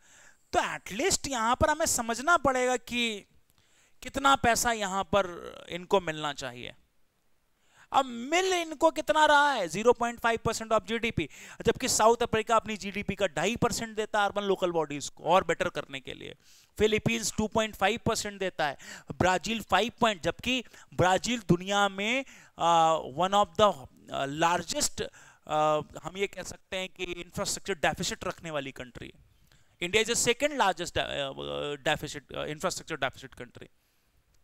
इंफ्रास्ट्रक्चर की इतनी कमी, और जिस तरीके से पॉपुलेशन का दबाव बढ़ेगा, इंफ्रास्ट्रक्चर को और बनाना पड़ेगा ना आपको, आप उसमें शॉर्टकट नहीं ले सकते। तो आपको अर्बन लोकल बॉडीज को फंड्स देने ही पड़ेंगे, देयर इज नो ऑप्शन, है ना। मेंस के पॉइंट ऑफ व्यू से प्रश्न बहुत बढ़िया बनेगा कि 16th फाइनेंस कमीशन में गवर्नमेंट को 16th फाइनेंस कमीशन के अंतर्गत जो एलोकेशंस हैं उनमें अर्बन लोकल बॉडीज को जो एलोकेशन मिलना चाहिए उस पर बताइए क्या है। तो आप उनको बताइए कि ये समस्याएं, what are the issues, urban local bodies को क्यों ज्यादा पैसे की मांग करनी चाहिए। तो एक तो ये है कि ब्राजील 5.1% हो गया, ठीक है। फिर इन्होंने एक चीज और कही कि ऐसे नहीं है कि ये हमेशा से हमारी अर्बन लोकल बॉडीज की यही हालत रही है, नहीं, ऐसा नहीं है। हमारी अर्बन लोकल बॉडीज जो है वो ऐसा हमेशा से नहीं रही है। अर्बन लोकल बॉडीज की अगर बात करें तो 2017, इधर मैं लिखता हूं कुछ आपके लिए, कि 2017-18 के आसपास, ठीक है, अर्बन लोकल बॉडीज 2000, जैसे 2012-13 ले लीजिए आप, 12, 2013 में उसको जो टैक्स कलेक्शन था, ठीक है, वो 23% हुआ करता था, ठीक है ये। और एज ऑफ नाउ जब से जीएसटी ला दी तो जीएसटी में जो कलेक्शन है वो किसके पास चला गया? जीएसटी में बहुत सारे टैक्सेस शामिल हो गए और कलेक्शन जो चली गई वो चली गई स्टेट गवर्नमेंट के पास। अब वो टैक्स स्टेट गवर्नमेंट को मिलने लगे। अब 2017-18 की अगर मैं बात करूं तो वहां पर ये रिड्यूस रहकर केवल 9% रह गया। अच्छा, अर्बन लोकल बॉडीज के पास पहले पैसा आ जाता था, जैसे चुंगी लगा दी उन्होंने, ऑक्ट्रोई लगा दी, पहले लगा देते थे बहुत सारे कर, मंडी शुल्क, ये फलाना शुल्क, भाई 20 तक शुल्क लग जाते। अब सारे आपने शुल्क को डाल दिया जीएसटी में, और जीएसटी का पैसा चला जाता है किसके पास? बोलो। तो जीएसटी का जो पैसा चला जाता है वो चला जाता है हमारी स्टेट गवर्नमेंट। अब स्टेट गवर्नमेंट के पास कराया तो अर्बन लोकल बॉडीज फिर खड़ी कि साहब हमें पैसा दे दो, और पैसा उनको दें। स्टेट गवर्नमेंट कितना ही पैसा दे पाएंगी? स्टेट गवर्नमेंट भी पंचायतों के प्रति ज्यादा उदार दिखाई देती, क्योंकि पंचायत को ही वो सही मॉडल के तौर पर एग्जीक्यूट करेंगे, क्योंकि उनको झंडा भी तो उठाना है। किसी कानपुर को और विकसित करके क्या ही कर लोगे है ना, दिल्ली को और विकसित करके क्या ही कितना भी विकसित करो, विकसित ही नहीं हो रही वो। लेकिन किसी राज्य को, किसी राज्य के अंदर गांव को आदर्श ग्राम बनाने में जो मजा है, वाह, पैसा भी कम लगेगा और दिखाई भी ज्यादा देगा। तो राज्य सरकारें गांव की तरफ ज्यादा, कि गांव में ज्यादा ये हो जाए वो हो जाए, तो पंचायतों को ज्यादा पैसा देना है, उनको आसान रहेगा। और राज्यों, अर्बन लोकल बॉडीज के लिए एक बड़ी समस्या। और समस्या किस प्रोस्पेक्ट पे बताइए आप? अगर मैं उसका एस्पेक्ट आपके साथ डिस्कस करूं, एक भारत के अंदर सबसे बड़ी समस्या अर्बन के अंदर अर्बन प्लानिंग की है ना। अब अर्बन प्लानिंग के अंदर बहुत सारी प्रॉब्लम्स हैं, जैसे अगर मैं कहूं sewerage line, water supply, electricity, आप देखिए ये सब बेसिक प्रॉब्लम है। ट्रांसपोर्टेशन, ठीक है ना। हाट मतलब बाजारें, स्ट्रीट वेंडर्स के लिए भी कुछ मैकेनिज्म नहीं बना, कहीं भी इंक्रोचमेंट, अतिक्रमण जो आप बोलते हैं उसको, है ना, ये बताइए। तो आप बताओ क्या है यहां पर इस तरीके की प्रॉब्लम? वेस्ट मैनेजमेंट, कितनी समस्याएं हैं, ग्रीन एनर्जी, पॉल्यूशन। फंड नहीं दोगे कैसे चलेगा अर्बन लोकल बॉडीज का काम? These are the issues must have be मतलब consider by the finance commission. मैं ये नहीं कह रहा हूं कि उठा के सारा पैसा इन्हीं को दे दो, बट मैं ये कह रहा हूं कि अर्बन लोकल बॉडीज पर ज्यादा दबाव है मैनेजमेंट का। उनके पास रेवेन्यू भी पहले ज्यादा आता था, अब वो भी हमने गिरा दिया। अब स्टेट गवर्नमेंट्स जीएसटी को कलेक्ट करते हैं, अर्बन लोकल बॉडीज के पास टैक्सेस बचे नहीं हैं, तो फिर वो कैसे सरवाइव करेंगे? इस चीज को भी हमें समझना पड़ेगा। तो यह चीज यहां पर ये बताई गई। और एक चीज और है, जब फंड्स का आप एलोकेशन करते हैं तो मुझे एक ऐसी प्रॉब्लम लगती है जो आपको भी लगनी चाहिए, कि जो फाइनेंस कमीशन है, फाइनेंस कमीशन या जो वित्त आयोग है, वो एलोकेशन बहुत प्रेडिक्टेबल करता है। प्रेडिक्टेबल का मतलब है उसकी नजर में अर्बन लोकल बॉडीज कुछ ही कामों तक सीमित होंगी। उसको ये थोड़ी ना दिख रहा है, यानी कि अगर हमें urban finance, urban local bodies या फाइनेंस कमीशन के हिसाब तो वो क्या कहेंगे, फाइनेंस कमीशन का काम ही क्या है? सफाई करना, सड़कों साफ करना, सड़कें मेंटेन रखना, इलेक्ट्रिसिटी देना, यही काम है। लेकिन अब यहां पर जो फंड्स हैं थोड़े और हमें सोचने पड़ेंगे कि इसके अलावा भी बहुत सारे एस्पेक्ट्स हैं। जैसे पहले ई वेस्ट नहीं था, e waste, waste management, solid waste management, green energy, pollution, आप उनको बहुत ऐसा नहीं रख सकते कि बहुत ही जैसा होता है कि हाँ जो दे रहे हैं वही बहुत है, या जिस लिए पहले देते थे वही। अब जैसे इस आर्टिकल के अंदर इस चीज को शामिल किया गया है कि जो भी यहां पर लोकल गवर्नमेंट को पैसा देते हैं बहुत प्रेडिक्टेबल है वो, ठीक है। तो प्रेडिक्टेबल है का मतलब है कि जैसे उन्होंने पैसा दिया वल्नरेबल ग्रुप्स को, कि शहरों के अंदर जो पिछड़े हुए लोग हैं उनको मिल जाए कुछ पैसा। फिर उन्होंने पैसा दिया कि इस लोगों में समानता आ जाए, इसलिए हम पैसा दे रहे हैं, फाइनेंशियल सपोर्ट मिल जाए लोगों को इसलिए। अरे ये सब तो चलता ही रहेगा, लेकिन इंफ्रास्ट्रक्चर डेवलपमेंट कैसे होगा, उसके लिए भी पैसा दो। पेडेस्ट्रियल रेड लाइट्स लगाएं, सिग्नल लाइट्स लगाएं, ये सब लगाएं, इन सब के लिए पैसा दीजिए। टेक्नोलॉजिकल एडवांसमेंट हो, उसके लिए भी पैसा दीजिए। तो नए डायमेंशन और नई अप्रोच से भी पैसा यहां पर देना पड़ेगा। और साथ ही साथ एक चीज और कि ये जो सिटीज हैं आपकी, इनमें एक और समस्या है जो यहां पर मुझे लगता है कि एड्रेस करने की जरूरत है, कि टीयर 1 ही सिटीज नहीं है, बल्कि टीयर 2 और टीयर 3 जो अर्बन एरियाज हैं, उनको भी यहां पर फोकस करने की जरूरत है इस 16th फाइनेंस कमीशन को। तो 16वां वित्त आयोग इस पर भी ध्यान दे, ये भी एक बड़ा एस्पेक्ट है। अगर 16वां वित्त आयोग इस पर ध्यान देगा तो बात बनेगी, ठीक है। तो ये चीज आपको ध्यान रखनी है कि इस आर्टिकल के अंदर इस तरीके से भी चीजों को यहां पर शामिल किया गया है। ओके, अब नया डायमेंशन यहां पर एक चीज और मैं आपके साथ बता दूं, जिससे कि ये क्लास को फिर हम वाइंड अप करेंगे। हालांकि इसके बहुत और एस्पेक्ट बन सकते हैं, लेकिन अभी लंबा हो जाएगा लेक्चर। लेकिन फिलहाल आपके साथ एक और बात बताते हैं कि 16th फाइनेंस कमीशन जब ये बनाया गया है, तो 16th फाइनेंस कमीशन को अर्बन डायनामिक्स पर काफी ध्यान देना चाहिए। और अर्बन डायनामिक्स पर जब ध्यान दे रहे हैं तो फंड्स के एलोकेशन में उसे ये बात का ध्यान रखना चाहिए कि शहरों में हेल्थ केयर की फैसिलिटीज हो। मैं यहां पर कहीं लिख सकता हूं आपके लिए, एक सेकेंड, ध्यान रखना है हेल्थ केयर। अगर आपसे पूछे कि 16th फाइनेंस कमीशन को किन मामलों पर फोकस करना चाहिए, तो सबसे पहले हेल्थ केयर फैसिलिटीज, क्योंकि पिछले दिनों काफी फजीहत हुई हमारी इस मामले में, तो हमें इस पर काफी हद तक ध्यान देना चाहिए। अच्छा, अगर हम देखें तो मिटिगेट या मिटिगेशन ऑफ पॉल्यूशन को कंट्रोल करने पर भी हमें ध्यान देना चाहिए। वेस्ट मैनेजमेंट के लिए भी पैसा आप इसमें इनको देना चाहिए। इसके अतिरिक्त अगर देखा जाए तो ड्रिंकिंग वाटर के लिए भी पैसा यहां पर देना चाहिए, एक्सेट्रा। और कोशिश करनी चाहिए कि जो अर्बन लोकल बॉडीज हैं उनके एलोकेशन एटलीस्ट 2.5% ना जाए तो उन्हें डबल किया जाए, जिससे कि ये इफेक्टिवली और ज्यादा काम कर सके, ठीक है। तो उम्मीद करता हूं, देखो अब यहां पर कुछ सवाल आपके साथ, जैसे मैं कहता हूं, एक आर्टिकल और पब्लिश हुआ है, हालांकि उसके अंदर भी ये सारी बातें थी कि फाइनेंस कमीशन कैसे काम करता है और सेंट्रल स्टेट्स के बीच क्या डिसएग्रीमेंट्स हो जाते हैं, ठीक है। आइए, एक क्वेश्चन मैंने 2018 के अंदर यूपीएससी में पूछा, how is the finance commission of India constituted. हालांकि ये पॉलिटी में भी आता है, लेकिन पॉलिटी वाला एस्पेक्ट जो है उससे सवाल उतने आपके सामने नहीं आने चाहिए, लेकिन 16th फाइनेंस कमीशन का सवाल आपके सामने बन सकता है। What do you know about the terms and references recently constituted finance commission?